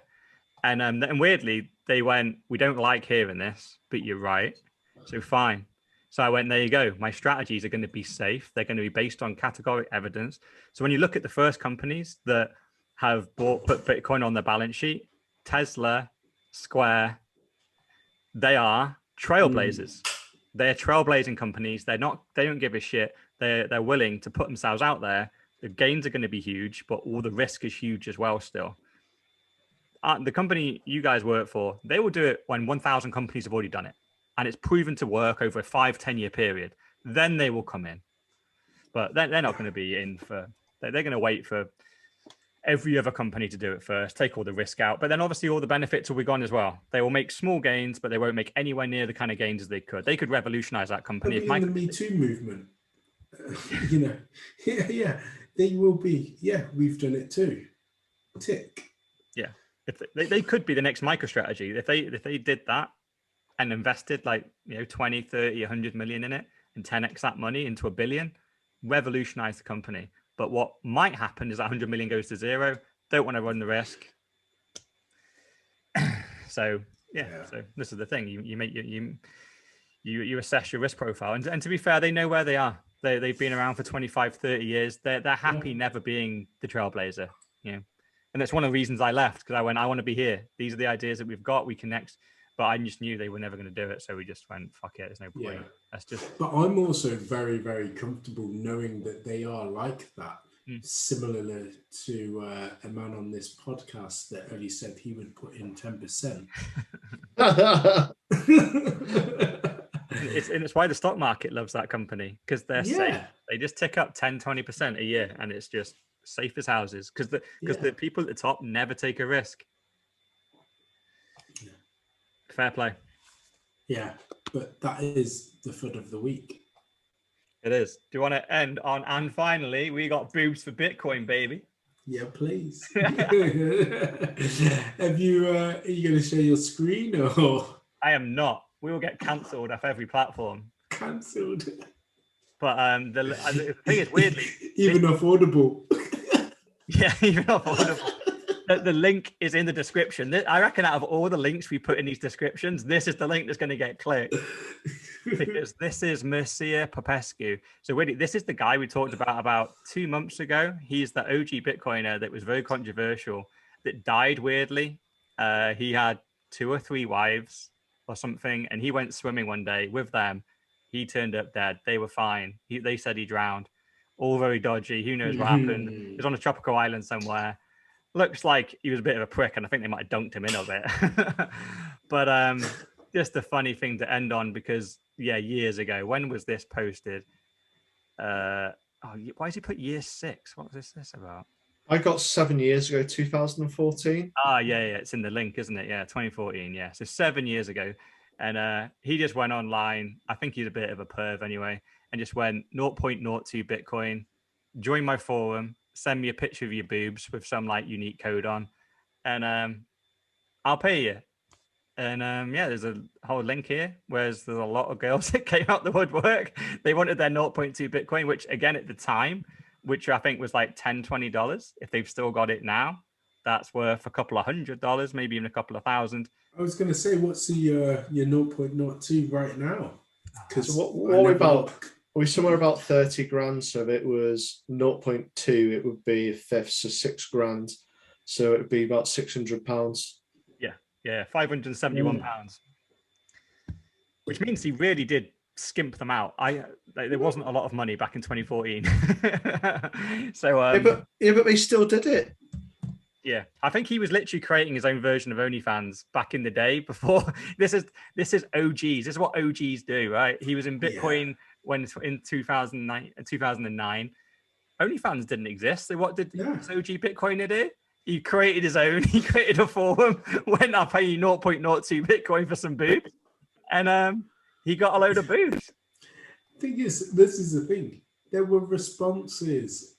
There were people out there, or women out there specifically, that were happy to do it. They were happy to give an original code. Titties out. Titties. Did you see some of them? Like there's someone she was about 70. Yeah.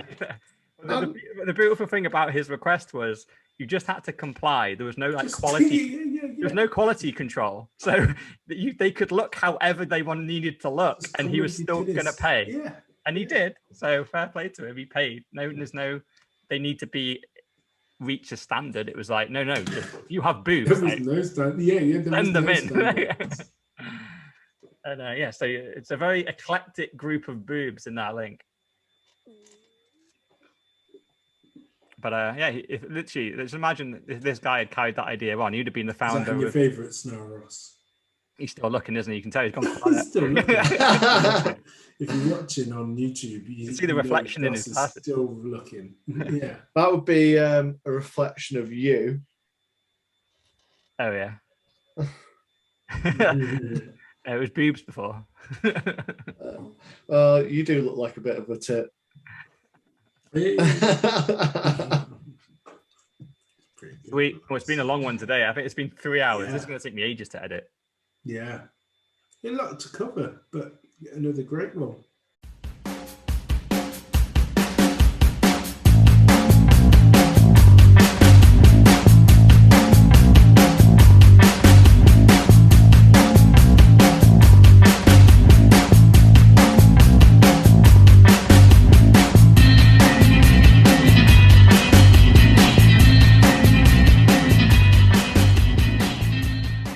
Yeah, fellow plebs, if you want to hear us, then tune in.